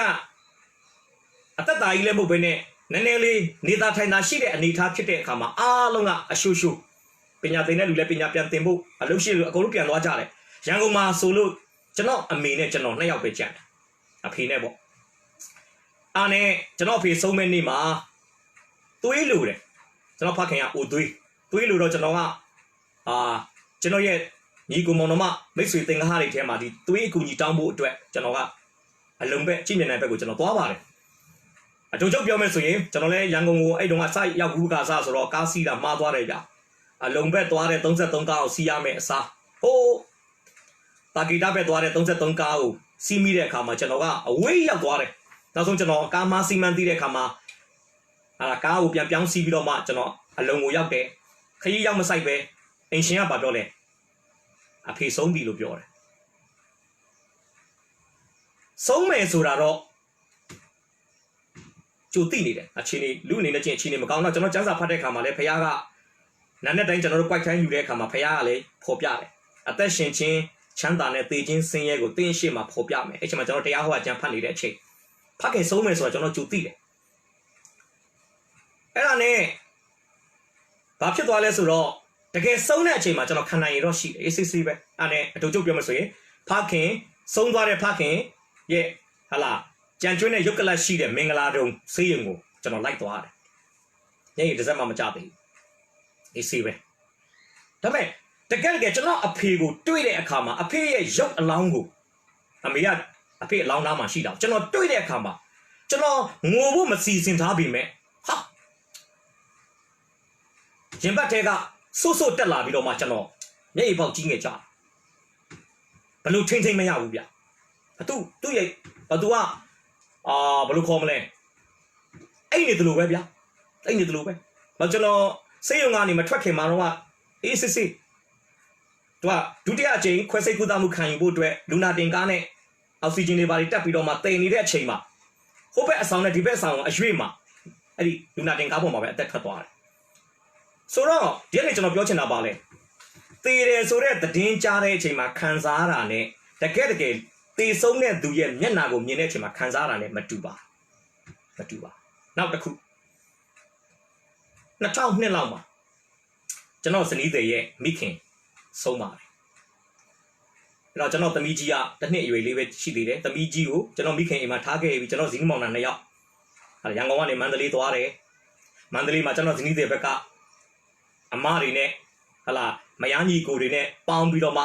ဟလာတတဲဦးလီစိတ်ကနေကျွန်တော်တို့ကကလေးမျိုးကိုလိန်စီးမယ်ပြီးရင်ကားငှားပြီးတော့မှတီးတိမ်မျိုးကိုတက်ဖို့ဒါပေမဲ့ဘာဖြစ်သွားလဲဆိုတော့လိန်ခီးစဉ်ကပြတ်သွားတယ်အဲ့ဒါကျွန်တော်မန္တလေးမှာ2ရက်လောက်တောင်းတင်တယ်ဘိုးဘက်ကလူတွေကကျွန်တော်တို့မစောင့်နိုင်တော့ဘူးဘာလို့အလောင်းကောင်ကတပြေးပြေးနဲ့ပျက်စီးလာပြီဗျအဲဒါကြောင့်သူတို့ကမန္တလေးဘက်ကရန်ကုန်ဘက်ကလာမဲ့သားသမီးတွေမစောက်တော့ဘဲနဲ့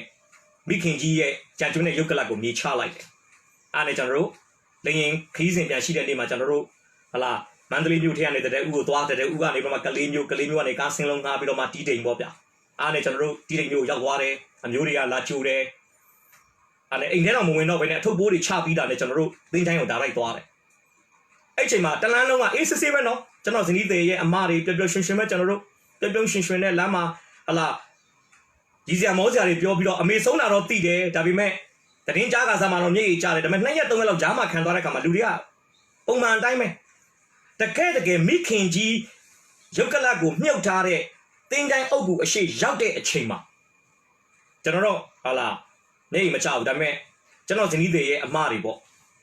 သူတို့ငိုတယ်ဗျအမေကိုသူတို့အနူးလို့တက်ပြီးတော့မှသူတို့မျက်ရည်ပေါက်ကြီးငယ်ကြတယ်တီးတယ်လေသူတို့ရဲ့မွေးသမီးခင်ဂျေဇုရှင်ကဒီအုပ်ကူရဲ့အောက်မှာညှပ်ထားတဲ့ရုပ်အလောင်းရှိသူတို့သိတယ်ကျွန်တော်ဒီကနေပြောချင်တာပါလေခရစ်တော်တက်တော်ဆွမ်းတာအဖိနေတောက်ကြနေဂျားမှာစနေနေ့တရက်ခံသွားပြီခရစ်တော်တက်တော်ဆွမ်းချင်းမှာတော့တပည့်တော်မတွေကကြေကွဲမယ်ဝမ်းနေမယ်ဒါပေမဲ့စနေနေ့တရက်တာသူတို့ဖြတ်တန်းတဲ့အခါမှာကျွန်တော်ထင်တယ်မျက်ရည်တွေလည်း6ကောင်း6မယ်အတိုင်းတာတစ်ခုထိတော့သူတို့ခံနိုင်ရရှိကောင်းရှိမယ်ဒါပေမဲ့တနေ့မနေ့မနေ့စောရှင်ပြန်ထမြောက်ရင်နနက်ခင်းမှာတင်းတိုင်းတော်ကိုသူတို့လာတဲ့အခါမှာကျွန်တော်အဲ့အမျိုးသမီးတွေရဲ့နေရာကနေကျွန်တော်သူတို့ဖက်လက်ကိုစီးကြည့်တယ်ယေရှုဘုရားရဲ့တင်းတိုင်းတော်နဲ့နီလာလီလီသူတို့နှလုံးသားထဲမှာဝမ်းနေခြင်းလိုင်းလုံးကြီးတွေကတရိပ်ရိပ်တက်လေတယ်လို့ကျွန်တော်ခံစားမိတယ်အကယ်၍များခရစ်တော်ဒီအဲ့ဒီမနေ့မှာမထမြောက်ဘဲနဲ့ခရစ်တော်ရဲ့အလောင်းတော်သာဟာလာတင်းတိုင်းထဲမှာဒီတိုင်းရှိနေမယ်ဆိုရင်ဒီအမျိုးသမီးတွေကျွန်တော်ထင်ပါတယ်အကြီးကျယ်ငိုနိုင်တယ်ကြီးကျယ်ငိုနိုင်ကျွန်တော်ပြောချင်တာတင်းတိုင်းတော်နဲ့နီလာလီလီသူတို့ရဲ့ဝမ်းနေခြင်းဒုတဲ့ပမာဏကကြီးလာလီလီဝမ်းနေလာလီလီဖြစ်လိမ့်မယ်ဒါဆိုရင်မြင်ရမယ့်သခင်ရဲ့ရုပ်အလောင်းသူတို့မြင်တဲ့အခါမှာဘယ်လိုခံစားမလဲသူတို့နေရာမှာမိတ်ဆွေနေကြည့်နောက်တေချာတစ်ခုတော့တင်းတိုင်းကိုပျော်ရွှင်မှုနဲ့လာတာတော့မဟုတ်ဘူးတင်းတိုင်းကိုဝမ်းနေမှုတွေခြေခွဲမှုတွေဟာလာစိတ်ကြည်ထိခိုက်မှုတွေနဲ့သူတို့ကလာတာဖြစ်တယ်ဒါပေမဲ့ကျွန်တော်ဖော်ပြမယ်နော်ဒါပေမဲ့တင်းတိုင်းတော့သူတို့ရောက်တဲ့အခါမှာရှင်မာကု16မှာဘာဖော်ပြလဲကျွန်တော်ဖတ်ပြချင်တယ်ရှင်မာကုခရစ်ဝင်ကျမ်းအခန်းကြီး16မှာတမန်ကျမ်းစာတော်မြတ်ကဘာပြောလဲအပိုင်ငယ်9မှာမိမတို့သည်တွင်းထဲသို့ဝင်ကြပြီးလျှင်လူလင်တယောက်သည်ဖြူစင်ရှည်လားသောအင်ကြီးကိုဝတ်လက်ရဘက်၌ထိုင်သည်ကိုမြင်၍ထိတ်လန့်မိန်မောချင်းတို့ရောက်ကြ၏ထိုသူကထိတ်လန့်မိန်မောချင်းမရှိကြနှင့်လဝါကတိုင်းမှာတတ်သောနာဇရက်မြို့သားယေရှုကိုတင်တို့ရှာကြ၏ထိုသူသည်ထမြောက်တော်မူပြီးဤရက်၌မရှိအလောင်းတော်ထားရာအရက်ကိုကြည့်ကြလော့တင်တို့ရှိဂါလိလဲပြည်သို့ကြွတော်မူကြောင်းကိုပေတရုမှစ၍တပည့်တော်တို့အားသွား၍ပြောကြလော့အထက်ကမိန်တော်မူသည့်အတိုင်းထိုပြည်၌တင်တို့သည်ကိုတော်ကိုတွေ့မြင်ရကြလိမ့်မည်ဟုပြောဆို၏ထိုမိမတို့သည်လည်းတင်းတိုင်းတော်မှထွက်၍တုံလှုပ်လက်မိမောတူ၍လက်ပြေးကြ၏ကြောက်လန့်သောကြောင့်အဘယ်သူကိုမျှမပြောမဆိုကြလန့်သွားတာသူတို့ဘာမှတော့ဝမ်းနေတယ်ကောင်းကင်တမန်ကိုဟလာပြိုးပြက်ဟလာဖြူစင်အယောင်ရှိတဲ့ကောင်းကင်တမန်ကိုတွေ့ပြီးကောင်းကင်တမန်ပြောတဲ့စကားကိုကြားတဲ့အချိန်မှာကျွန်တော်ထင်တယ်ရုပ်တရက်တော့သူတို့စိတ်လှုပ်ရှားမှအဲ့ဒါဘာဖြစ်လဲကြောက်လန့်သောကြောင့်အဘယ်သူမျှမပြောမဆိုကြသူတို့ပြေးကြတယ်တင်းတိုင်းကနေတုံလုံးမိန်မောပြီးတော့အမအဲ့ဒီအဖြစ်ကိုမဿဲကဘယ်လိုဖော်ပြလဲကျွန်တော်ဖတ်ပြမယ်နော်မဿဲ28မှာအဲ့လိုသူတို့တင်းတိုင်းတော်မှာကောင်းကင်တမန်နဲ့တွေ့ပြီးတဲ့အခါမှာရှင်မဿဲရဲ့အပိုင်ငယ်8မဿဲ28မှာထိုမိန်းမတို့သည်လည်းကြောက်ရွံ့သဖြင့်၎င်းအလွန်ဝမ်းမြောက်သဖြင့်၎င်းတင်းတိုင်းတော်မှာအလင်းမြန်သွား၍တပည့်တော်တို့အားထိုသတင်းစကားကိုကြားပြောခြင်းကပြေးကြ၏တယောက်နဲ့တယောက်တော့စကားမပြောနိုင်ဘဲနဲ့တင်းတိုင်းကနေသူပြေးကြအဲ့ချိန်မှာတတိထားမှာကကောင်းကင်တမန်ကယေရှုဖျားထားမြောက်ပြီလို့စကားကိုပြောတဲ့အခါမှာသူတို့နှလုံးသားထဲမှာရှင်တွဲပြီးစတင်းတိုင်းကိုလာတော့ကတော့ပါလာတာဝမ်းနေခြင်းကောင်းကင်တမန်ပြောတဲ့စကားကိုကြားတဲ့အခါမှာနှလုံးသားထဲမှာထပ်ပေါ်လာတာကကြောက်လန့်ခြင်းနဲ့အလွန်ဝမ်းမြောက်ခြင်းအဲ့နှစ်ခုရောနေတယ်ဒါပေမဲ့ဝမ်းသာစရာကောင်းတယ်နော်လမ်း၌သွားကြစဉ်နဲ့ယေရှုသည်ကြိုဆိုတော်မူ၍တင်တို့အားမင်္ဂလာဖြစ်စေတည်းဟုမိန့်တော်မူ၏ထိုမိန်းမတို့သည်ချီးကပ်၍ခြေတော်ကိုဖက်ယမ်း၍ပြဝိကိုးကွယ်ကြ၏အပိုင်ငယ်30မာသဲ28ယေရှုကလည်းကြောက်လန့်ခြင်းမရှိနှင့်သွားကြလော့ကျွန်တော်ပြောချင်တာပါလေကြောက်လန့်ခြင်းနဲ့ဝမ်းမြောက်ခြင်းရောထွေးပြီးတော့မှတင်တိုင်းတော်ကပြန်လာတဲ့အမျိုးသမီးရဲ့နှလုံးသားထဲမှာရှိနေတဲ့ကြောက်လန့်ခြင်းကိုယေရှုကကြောက်လန့်ခြင်းမရှိနဲ့ဆိုတဲ့သူ့ရဲ့စကားတော်အားဖြင့်ဖယ်ရှားလိုက်တာဖြစ်ပါတယ်ဆိုလိုချင်တာသူတို့ထဲမှာကြံတဲ့အရာကဝမ်းနေခြင်းလည်းမဟုတ်တော့ဘူးကြောက်ရွံ့ခြင်းလည်းမဟုတ်တော့ဘူးသူတို့နှလုံးသားထဲမှာကြံတဲ့တစ်ခုတည်းသောအရာကတော့ဝမ်းမြောက်ခြင်းဖြစ်ပါတယ်ဘုရားရှင်နာမသားရေးပုံကြည်ပါစေ ဒါချက်တော်မိတ်ဆွေကျွန်တော်ကိုးကွယ်တဲ့ယေရှုဖခင်ဟာတမန်ကျမ်းစာမှာသူ့ဘယ်လိုခေါ်လဲ Man of sorrow သူဒီဝမ်းနဲ့ချင်းလူသားတမန်တွေ့ရလဲယောဟန်7မှာမာရိမာသားရဲ့မောင်လာဇရုတည်တဲ့အခါမှာယောဟန်7:35မှာယေရှုသည်မျက်ရည်ကျတော်မူ၏ဆိုတဲ့ဖော်ပြချက်အရာအရှင်ယေရှုသည်လူသားဆန်စွာငိုကြွေးသောသူတို့နဲ့တူငိုကြွေးတယ်ဝမ်းနေသောသူတို့နဲ့တူဝမ်းနေတဲ့ငိုကြွေးခြင်းလူသားဖြစ်တယ်ဝမ်းနေခြင်းလူသားဖြစ်တယ်ဒါပေမဲ့အရှင်ယေရှုက Man of sorrow ဖြစ်အောင်သာမကခရစ်တော်က Man of joyous လည်းဖြစ်တယ်ဘာမှတွေ့ရလဲယောဟန်2မှာကာလမြို့မင်္ဂလာဆောင်ပွဲမှာမင်္ဂလာဆောင်အခမ်းအနားမှာကြွချီလာပြီးမင်္ဂလာလက်ထပ်ထိန်းရတဲ့ဇနီးမောင်နှံကိုမင်္ဂလာပွဲမှာသူကချီးမြှင့်တာတွေ့ရတယ်ကျွန်တော်ပြောချင်တာခရစ်တော်သည်နာရေးကိစ္စရှိလဲကြွတယ်။တာရေးကိစ္စရှိလဲကြွတယ်။ဘာလို့လဲသူသည်ငိုကြွေးသောသူနဲ့အတူငိုကြွေးသလိုဝမ်းမြောက်တဲ့သူနဲ့လည်းအတူဝမ်းမြောက်တဲ့ပုဂ္ဂိုလ်ဖြစ်တယ်။ဒါကြောင့်ကျွန်တော်ဖော်ပြချင်တာပါလေ။ဒီအမျိုးသမီးတွေခရစ်တော်တကယ်သေတယ်လို့ထင်တဲ့အတွက်ကြောင့်ဝမ်းနေတယ်။ဒါပေမဲ့ခရစ်တော်ရဲ့ရှင်ပြန်ထမြောက်ပြီဆိုတဲ့သတင်းစကားသည်သူမတို့ရဲ့ဝမ်းနေခြင်းများကိုဝမ်းမြောက်ခြင်းအဖြစ်ပြောင်းပေးလိုက်တာဖြစ်ပါတယ်။ဘုရားရှင်နာမသားရဲ့ပုံကြည့်ပါစေ။ဒါချက်တော်မိတ်ဆွေကျွန်တော်ရဲ့ဘဝအတ္တမှာကိုချစ်တဲ့သူတွေကိုခင်တဲ့သူတွေဆုံးပါတာရှိကောင်းရှိနိုင်တယ်။ကျွန်တော်အတွက်ဆိုရင်ပြီးခဲ့တဲ့တစ်လပိုင်း3ရက်နေ့မှာကျွန်တော်အထက်ကအမရဲ့သား3ယောက်မှာဒုတိယသားဘုံတော်ဝင်စားတယ်ကျွန်တော်ဝမ်းနေပါတယ်တော်တော်လေးခံစားရတယ်။တချမ်းစာတော့ကျွန်တော်တို့ဗာပြောထားလေရှင်ပေါလုက1:4အပိုင်ငယ်73မှာညှော်လင့်ခြင်းမရှိတဲ့သူတွေဝမ်းနေတဲ့ကဲ့သို့သင်တို့ဒီဝမ်းမနေမိအကြောင်းလို့ပြောပါတယ်။ဆိုလိုချင်တာကယုံကြည်သူရဲ့ဝမ်းနေခြင်းနဲ့မယုံကြည်သူရဲ့ခြင်းမတူရဘူး။မယုံကြည်သူတွေဝမ်းနေတာတက်လုံးမယ်။မရဏမှာသူတို့ပြန်ဆုံးမယ်ဆိုရင်တော့ဒါဝမ်းသာစရာမကောင်းတော့ဘူးလေ။ဒါပေမဲ့ဒုတိယချိန်မွေးဖွားတဲ့သူတွေအတွက်တော့ဘုံတော်ဝင်စားခြင်းဆိုတာတည်င်ကခွဲခွာတာသူကကိုယ့်ထက်ကြိုသွားတာပဲဒါကျွန်တော်တို့ကလောကမှာကိုချစ်ကိုခင်အသွေးသားတော်စားတဲ့လူတယောက်မရှိတော့တဲ့အတွက်ကြောင့်ဝမ်းတော်ဝမ်းနေမယ်အဲ့ဝမ်းနေခြင်းကခဏတော့ရင်ပတ်စီတီးပြီးတော့မှဟလာညီမလူးလိတ်ပြီးတော့မှတကယ်ဗျံပဒါအဲ့လိုမျိုးမဟုတ်ဘူးစိတ်မကောင်းဖြစ်တာလားတည်င်ကစိတ်ထိခိုက်တာလားဒါကျွန်တော်ဗာသိလေတနေ့ကျရင်ပြန်ဆုံးမယ်ဟာလေလုယာယုံကြည်သူရဲ့ဝမ်းနေခြင်းဟာမျောလင်းချက်မဲ့တဲ့သူတွေလို့မဟုတ်ဘူးကျွန်တော်တို့ကမျောလင်းချက်ရှိတဲ့အတွက်ကြောင့်ကျွန်တော်တို့ဝမ်းနေခြင်းကခိတ္တခဏခွဲခွာရတဲ့ကြောင့်စိတ်မကောင်းဖြစ်တာလောက်ပဲဆိုတော့ကျွန်တော်ဒီနေ့ပြောချင်တာပါလေယေရှုသည်ဝမ်းနေုံတမကယေရှုသည်ငိုကြွေးတဲ့သူတွေနဲ့တူလဲငိုကြွေးတယ်ဒါနဲ့မပြီးဘူးနော်ကျွန်တော်ပြန်ပြောမယ်ယေရှုဟလာကားတိုင်းမှာအသေးမခံခင်မှာလာဇရုရှိတဲ့ဟလာဗေသနိရွာကိုသွားပြီးတော့မှဝမ်းနဲ့မာရိမာသားတို့နဲ့အတူအရှင်ရှုမျက်ရည်ကျခဲ့တယ်ဝမ်းနဲ့တဲ့အတူနဲ့အတူဝမ်းနေတယ်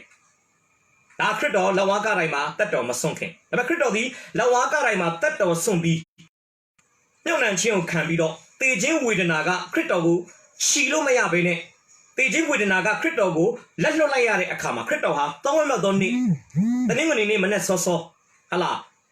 ခုနှစ်ရက်မှာပထမနေ့ရက်မှာခရစ်တော်ကသေခြင်းမြစ်စုမှန်ကိုအောင်မြင်ပြီးထမြောက်တာဖြစ်တယ်။ဆိုလိုချင်တာကလောကမှာလူစားဒီနဲ့ဟလာတက်တော်မစွန့်ခင်မှာဝမ်းနေနေတဲ့မာရိမာသားနဲ့အတူဝမ်းနေပေးတယ်။ဒါကားတိုင်းမှာအသေးခံပြီးမြုပ်နှံပြီးတော့မှထမြောက်ခြင်းအဖြစ်သူကဝမ်းနေတဲ့သူတွေနဲ့အတူဝမ်းနေရုံသာမဟုတ်တော့ဘဲနဲ့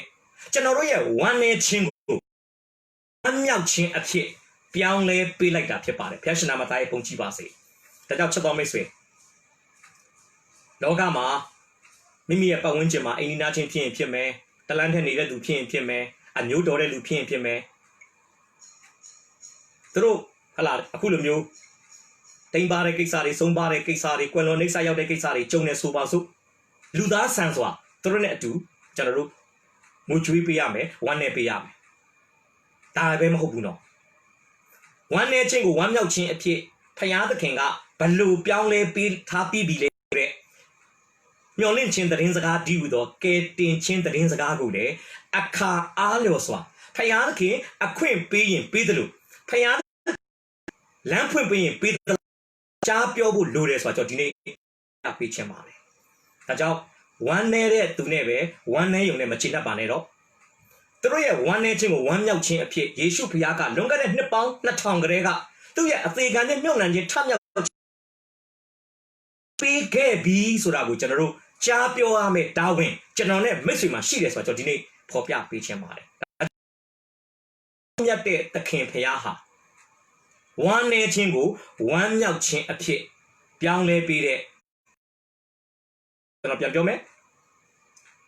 အကြီးမားဆုံးဝမ်းမြောက်ခြင်းဟာထာဝရအသက်ရှင်ခြင်းဖြစ်တယ်ဒါကြောင့်ခရစ်တော်သည်သေခြင်းကနေဟလာရှင်ပြန်ထမြောက်ပြီးထာဝရအသက်ရှင်ခြင်းကိုဝင်စားသလိုသူ့ကိုယုံကြည်တဲ့သူသူ့ရဲ့အသေးခံခြင်းနှုတ်နိုင်ခြင်းထမြောက်ခြင်းဆိုတဲ့စုံလင်စင်ကားတဲ့ပြီးပြည့်စုံတဲ့ကယ်တင်ခြင်းအမှုကိုလက်ခံတဲ့သူတိုင်းသည်လည်းအကြီးမားဆုံးဝမ်းမြောက်ခြင်းကိုယေရှုဖခင်နဲ့အတူခံစားခွင့်ရှိပြီဆိုတာကျွန်တော်ဒီနေ့ဖော်ပြပေးခြင်းပါ။ကြောင့်မာဂရမာရီမာစာ၍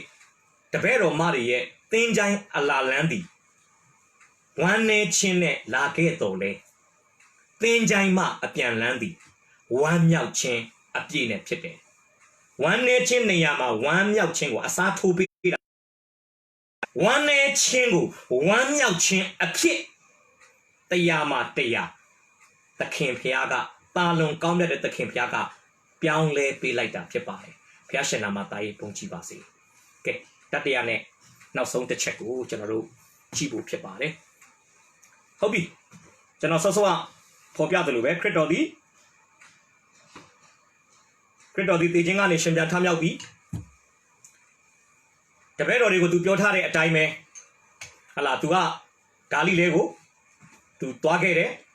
ဂါလိလဲတောင်ပေါ်မှာတပည့်တော်တွေနဲ့သူတွေ့ဆုံခဲ့တယ်တွေ့ဆုံတဲ့အခါမှာသူပြောတဲ့စကားကြည့်အောင်ကျွန်တော်ဖတ်ပြမယ်နော်ရှင်မာကုခရစ်ဝင်ကျမ်းအခန်းကြီး16ထဲကကျမ်းစာတွေကျွန်တော်ဖတ်ပြမယ်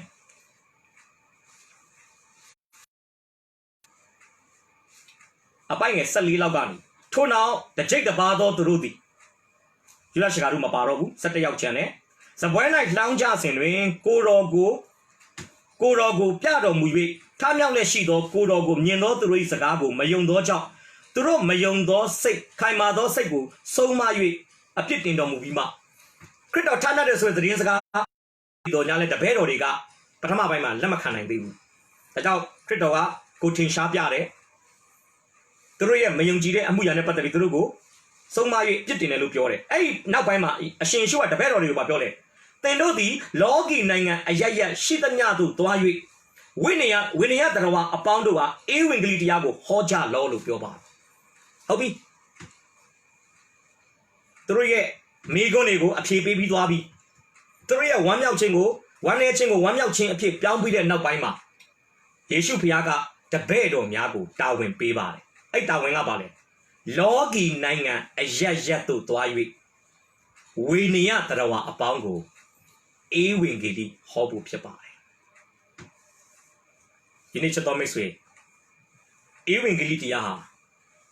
အနှစ်သာရနဲ့ပြည့်စုံတဲ့တရားတော်ဖြစ်တယ်အေဝံဂေလိတရားဟာအခြေခံအကျဆုံးယုံကြည်မှုဖြစ်တယ်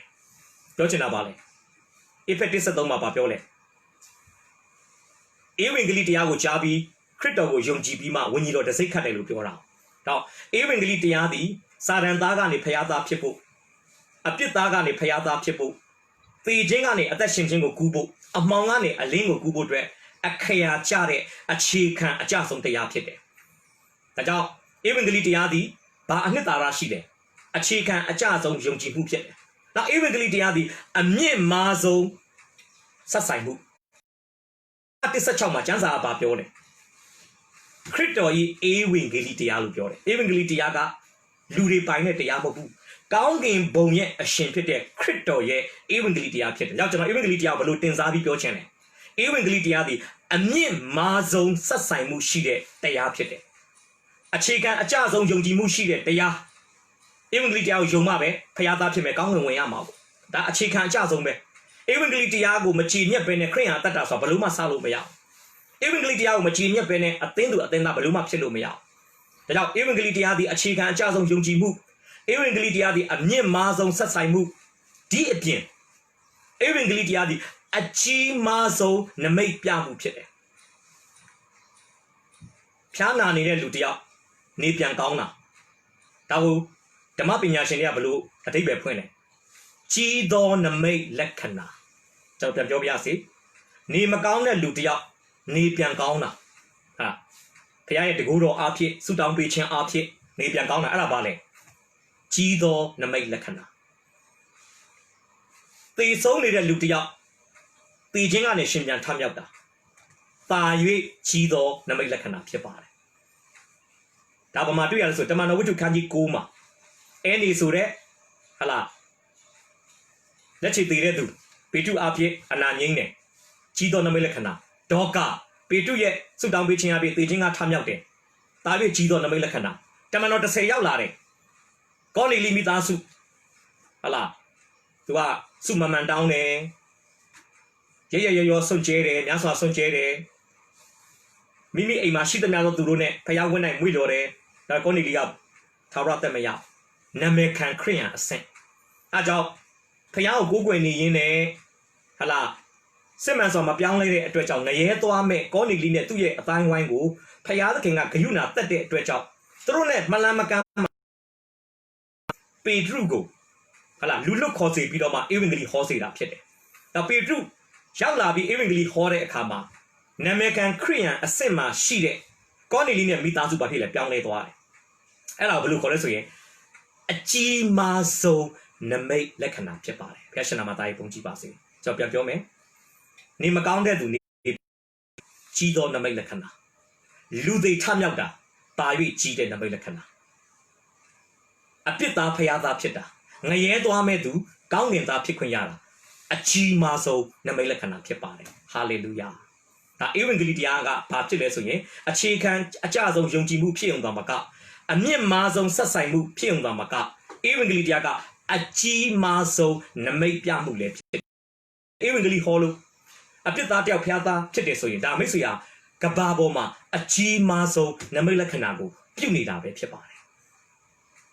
A who, Magusacha Sangama, Credoaba Dole, Logi Nanga Ayakutua. Maten Sashi Sakuma Babiole. Willia Darawa Apangu. Ah. They know to why we Luno de Garugo, not a bit Pisile, Amaro, Luno de Gar. Magusacha Sangamaro, Logi Nanga Ajaya. Tamano Tishimaro, Niji Sondine out. That even Glidia and Nitara Takua Balesuye. A che pian sondo, Payaku, Jordan Yome. Even Glidiadi. A bit that your Piazza Pilabu, a chicken, a jazz on pitted to the a chicken, a jazz on Yonji Bukete. Even Glidia the Critoya, even Glidia pitted a near Mazon Sasai Mushide. Even Glidia the a chimado Namelacanago, low nine at Dredge out, a pitago Piazza Pissy line at Dredge out, even Glidia, a chimazo Namamu Chitalu. Even Glidia the Loginanga Yaya, Luno Deca, Nijison time on Sure, Secaloni Aya, even Glidia, a che pian sondo. Fayamushi de Yapare. Titiavo Hobo Gaga, the Jake the Pado, the Mandoribo, a main beat up Yapare. Ane a bina say, a bina say, Magusacha say Yabekama, Jansaga Pabiole. The bed or Rudile, Tretwai, the Campion. Now, the Ronite Chiton, the Melacana, Archie, no capa, the Ya Dogu, TC Domudin Lagan. Catendo Yadonai, the Ya Hoja Ilupioa. Magusa Chausangama, Toalo Piore. Through Toabari. I was a gunner, Trogo evenly hobble, Toasi, a main piece see kind at the Kingha, Trone at Tutu. I look at English Jansamaro, the Lord walking with them. The King Pia, at Tutu, I look at Jansaga Popiabari. Solution Valley. General go query, Talon counted at the Kimpia, General go down beat it. Tabime, to pay the Tawingo, na can chine, lecane, Yonji Dure. Nico Monomari at the Dane at two. Tua, Pashibido, General go Piambi, တာဝန်ယူတဲ့ဖခင်ဖြစ်တယ်ဒါကြောင့်ကျွန်တော်ဖော်ပြမယ်ယေရှုဖခင်သည်တာဝန်ပေးယုံမြမကတာဝန်ယူတဲ့သူလည်းဖြစ်တယ်တာရကကျွန်တော်ဖော်ပြမယ်လူကာ1:34ကနေ38မှာအပြုကညာမာရိဘာဖြစ်လဲဆိုရင်တန်ရှင်တော်ဝိညာဉ်တော်အားဖြင့်ပရိသေတွေဆွဲယူဖို့ဖြစ်လာတယ်ပထမတော့မာရိကညင်းသေးတယ်ကျမအပြုကညာယောက်ျားနဲ့မဆက်ဆံဘူးဘလို့ဖြစ်နိုင်မလဲတန်ရှင်တော်ဒီကောင်းကင်တမန်ဂါဗီလာကဘာပြောလဲမဟုတ်ဘူးမင်းရဲ့ဆွေမျိုးထဲမှာဟာလာသားသမီးမရနိုင်တော့ဘူးလို့လူတွေထင်ထားတဲ့အေလိရှဘက်တော်မှကိုဝင်လွယ်တာ6လအဝင်ရှိပြီဖခင်သခင်မတက်နိုင်တဲ့အမှုမရှိဘူးလို့ပြောတဲ့အခါမှာမေတော်မာရိဖြစ်လာမယ့်အပြုကညာမာရိကဘာပြောလဲကျမဒီသာရဖခင်ရဲ့ကျွန်မဖြစ်ပါတယ်သာရဖခင်မိန့်တော်မူသည့်အတိုင်းကျမ၌ဖြစ်ပါစေဖခင်ပေးတဲ့သူငယ်တော်ကိုမိမိဝမ်းထဲမှာလွယ်ရမယ်ဖျားပေးတာဝန်ကိုမေတော်ဖြစ်လာမယ်အပြိုတော်မာရိကလက်ခံလိုက်တယ်ပြောချင်တာဖျားပေးတဲ့တာဝန်ကိုသူလက်ခံလိုက်တယ်ယူဒလူမျိုးတွေရဲ့ထုံးစံမှာမင်္ဂလာဆောင်တဲ့အဆင့်၃ဆင့်ရှိတယ်ပထမအဆင့်ကစေ့ဆက်ကြောင်းလန်းတဲ့အဆင့်ဒုတိယအဆင့်ကဆက်တာတဲ့အဆင့်တတိယအဆင့်ကတော့ပွဲခံတဲ့အဆင့်ကျွန်တော်ပြန်ပြောမယ်ဆိုရင်မာရိနဲ့ယောသတ်တို့ရဲ့အဆင့်ဟာပထမအဆင့်ပဲဖြစ်တယ်စိစက်ကြောင်းလန်းတဲ့အဆင့်မပေါင်းဖော်ရသေးဘူးတရားဝင်လင်းများအရာမမြောက်သေးဘူးဒီအဆင့်နောက်ကပောင်း24မှာပါတဲ့ရဘက်ကာကဟာလာအာဗြဟံရဲ့ကျွန်ကသွားခေါ်ပြီးတော့မှဣဇက်ရှိတဲ့ခါနန်ပြည်ကိုလိုက်လာတဲ့အခါကျတော့ဆက်တာတဲ့အဆင့်ဖြစ်တယ်ကာနန်မင်္ဂလာဆောင်ပွဲမှာစပြည့်ကုံတဲ့အဖြစ်ဖြက်ကမင်္ဂလာဆောင်ပွဲကြတော့ဒါပွဲခံတဲ့အဆင့်ဖြစ်တယ်သူတို့ရဲ့ယူဒလူမျိုးရဲ့မင်္ဂလာဆောင်မှာအဆင့်3ဆင့်ကျွန်တော်ပြောချင်တာမာရိနဲ့ယောသတ်ရဲ့အဆင့်ဒါကျွန်တော်ကိုယ့်သဘောနဲ့ကိုကျွန်တော်ပြောတာ Women that Guide to the Bible ဆိုတဲ့စာအုပ်မှာဒါသူဖော်ပြတာလေးကိုကျွန်တော်ကိုးကားတာဖြစ်တယ်ဒါကြောင့်စဉ်းစားနော်စစ်စက်ကြောင်းလန်းထားပြီးချစ်သူရှိပြီးလက်ထပ်ရမယ့်လူရှိနေပြီဒါပေမဲ့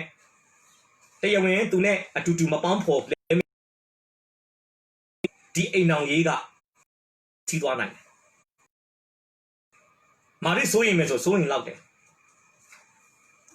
နောက်ပိုင်းကျမ်းစာကဖော်ပြလဲမဿဲ1:18ကနေ20မှာတမန်ကျမ်းစာကပြောလဲမာရိမှာပရိသေတွေဆွဲတာကိုယောသတ်ကသိသွားတယ်လို့ပြောပါတယ်ကျမ်းစာကတော့ယောသတ်ကသူတော်ကောင်းတစ်ယောက်ဖြစ်တယ်မာရိရဲ့အသေးရေကိုမပြတ်စေချင်ဘူးအကယ်၍မာရိကိုဝင်ရှိတာသူကတရားဝင်ကြီးညာလိုက်ရင်မာရိကိုသူယူစရာမလိုတော့ဘူးမာရိကမတရားသောမိထုံပြုတဲ့မြောက်မထားသောမိန်းမဆိုတဲ့ဆွဆွဲမှုနဲ့သူကကြောက်ခဲနဲ့အပေါက်ခံရလိုက်ပဲသူကမာရိကိုလည်းမလိုချင်ဘူးမာရိအသေးရေပြတ်မှလည်းသူမလိုလားတဲ့အခါမှာတိတ်တဆိတ်စွန့်ခွာဖို့သူကြံစီလို့ပြောပါတယ်ဒါပေမဲ့အိမ်မက်မှာကောင်းကင်တမန်ကသူ့ကိုထင်ရှားပြီးပြောတယ်မာရိရဲ့ကိုယ်ဝင်ကဝိညာဉ်တော်ကြောင့်ဖြစ်တယ်ဒါကြောင့်သူ့ကိုထိမ့်သိမ်းပါလို့ပြောတဲ့အခါမှာယောသတ်ကအိမ်မက်ကနိုးတာနဲ့မေတော်ဖြစ်လာမဲ့အပြိုတော်မာရိကိုသူ့ဇနီးမယားအနေနဲ့သိမ့်ပိုက်တယ်လို့တမန်ကျမ်းစာကဖော်ပြတာဖြစ်ပါတယ်ဆိုလိုချင်တာပါလေမာရိဖျားပေးတဲ့တာဝန်ကိုလက်ခံလိုက်တဲ့အခါမှာယောသတ်ကိုဖျားသခင်ကအိမ်မက်ကနေတဆင့်ထိမ့်ချုပ်ပြီးတော့မှမာရိရဲ့အနာဂတ်ကိုဖျားသခင်ကတာဝန်ယူပေးတာတွေ့ရတယ်ဘုရားရှင်နာမသားရေးပုံကြည့်ပါစေနောက်အဖြစ်တစ်ခုမဿဲ2:73ကနေ15မဿဲ2:19ကနေ23မှာအခုမာရိရဲ့ခင်မွန်းတဲ့ဖြစ်လာတဲ့ယောသတ်မာကုပညာရှိတွေဘယ်လိုမျိုးရောက်လာပြီးသူငယ်တော်ကိုဖူးတွေ့ပြီးသွားပြီဖျားသခင်ရဲ့ညွှန်ကြားချက်အရမာကုပညာရှိတွေကလာတော်လန်းနဲ့မပြန်မနဲ့အခြားတော်လန်းနဲ့ပြန်သွားပြီမာကုပညာရှိတွေကသူငယ်တော်ကိုတွေ့တာကိုတည်င်းပေးဖို့ဟာလာဟေရုမင်းကြီးကမှားထားပြီမဲ့တည်င်းမပေးတဲ့ခါမှာဟေရုကအရန်စိတ်ဆိုးတယ်အားကြောင့်ဘယ်လိုမျိုးပတ်ဝန်းကျင်မှာရှိတဲ့2နှစ်နဲ့2နှစ်အောက်ငယ်တဲ့ကလေးတွေကိုတတ်ဖို့အတွက်အမိန့်ထုတ်တယ်ဒီကိစ္စတွေမဖြစ်ခင်မှာဖျားသခင်ကယောသတ်ကိုအိမ်မက်မှာထင်ရှားပြီးတော့ဗာပြောလဲသူငယ်တော်ကိုအသက်ရန်ရှာလိုက်မယ်ဒါကြောင့်အေဂုတ္တုတိုင်းပြည်ကိုသွားပါဆိုလိုချင်တာပါလေယောသတ်ဒီလေမေတော်မာရိကိုသိမ့်ပိုက်ခြင်းသူငယ်တော်ကိုစောက်ရှောက်ခြင်းဟာယောသတ်အတွက်ဆိုရင်ဖျားအနှင်းနဲ့တာဝန်ဖြစ်ပါတယ်ဖျားအနှင်းနဲ့တာဝန်ကိုယောသတ်လက်ခံတဲ့ဖျားကဆက်ပြီးတာဝန်ယူတယ်မင်းအေဂုတ္တုပြည်ကိုသွားတော့ပြီးတော့ပြောလဲကဲဒီယူဒပြည်မှာရှိတဲ့ဟေရုဆုံးသွားပြီမင်းဟေအေဂုတ္တုတိုင်းပြည်ကနေယူဒပြည်ကိုပြန်လာတော့စသည်ဖြစ်ဖျားကသူ့ကိုတဆိတ် တစင်ညွန်ကြားတာတွေ့ရဆိုလိုချင်တာပါလေဖျားပေးသောတာဝန်ကိုလက်ခံသောယောသတ်ကိုဖျားကပြန်လဲတာဝန်ယူတာဖြစ်ပါတယ်ဒါချက်တော်မိတ်ဆွေအမှုတော်မြတ်ကြီးထဲမှာမိတ်ဆွေနဲ့ကျွန်တော်ကိုဖျားပေးတဲ့တာဝန်တွေမြောက်များစွာရှိပါလိမ့်မယ်ဒါဖျားပေးတဲ့တာဝန်သေချာရင်အကြောင်းပြချက်တွေပေးပြီးတော့မငင်းပေပဲနဲ့လက်ခံကြရအောင်ဘာလို့ကျွန်တော်ပြောရဲလဲကျွန်တော်ဒီတာဝန်ပဲပေးတဲ့ဖျားမဟုတ်ဘူးနော်သူပေးသောတာဝန်ကိုလက်ခံတဲ့ယုံကြည်သူတိုင်းကိုအကျွင်းမဲ့လုံလောက်စွာတာဝန်ပြန်ယူတဲ့ဖရားဖြစ်ပါတယ်။ဒါကြောင့်ဒီအဖြစ်အပျက်တွေအားလုံးကိုကျွန်တော်နှီးကုန်းချုပ်မယ်ဆိုရင်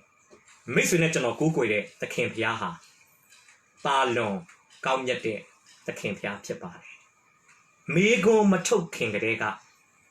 အဖြေပေးတဲ့သူဖြစ်ပါတယ်။ဝမ်းနေခြင်းတွေကိုဝမ်းမြောက်ခြင်းအဖြစ်ပြောင်းပေးတဲ့သူလည်းဖြစ်ပါတယ်။တာဝန်ပေးရုံသာမကတာဝန်ပြန်ယူတဲ့သူလည်းဖြစ်ပါတယ်။ဘလောက်ကောင်းမြတ်တဲ့ဖရားလေ။ဒီဖရားဟာခေတ်ဆက်ဆက်ယုံကြည်သူတွေပြတ်ဝတ်ကိုးကွယ်လာတဲ့သခင်ဖရားပဲဖြစ်ပါတယ်။ဒါကြောင့်ဒီသခင်ဖရားဟာကျမ်းစာမှာဂတိပေးထားတဲ့ကပ်ကပါဂုံတိတိုင်အောင်သင်တို့နဲ့အတူငါရှိမယ်။ဒါကြောင့်ဖရားသခင်ရဲ့အတူပါရှိမှုကိုအသက်တာထဲမှာယုံကြည်စိတ်ချပြီးတော့မှ COVID-19 ကာလကြီးမှာပတ်ဝန်းကျင်မှာဘလို့ပဲဟလာဒီမနေ့ဆိုလည်းသတင်းတွေ့လိုက်တယ်ညီမတယောက်မလေးရှားတယောက်တင်လာတိုက်ပေါ်ခုံချပြီးဆုံးတယ်ဒါအတိအကျမသိပေမဲ့ဒါကိုဗစ်ရဲ့ဟလာဆက်နွယ်မှုတစ်ခုဖြစ်ကောင်းဖြစ်နိုင်တယ်ကျွန်တော်မြန်မာနိုင်ငံသားတွေမလေးရှားမှာဟလာကိုတက်တည်ကြတာ8ယောက်လား9ယောက်လောက်ရှိသွားပြီဒါတည်းလဲတက်ရောက်မှုတွေ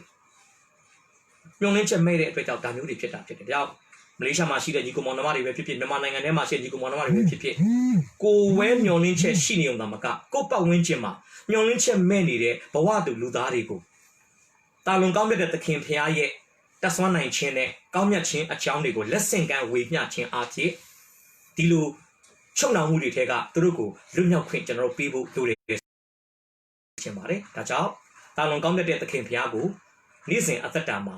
ယုံကြည်ကိုးစားခြင်းအဖြစ်သခင်ဖျားပြင်ဆင်ထားပေးတဲ့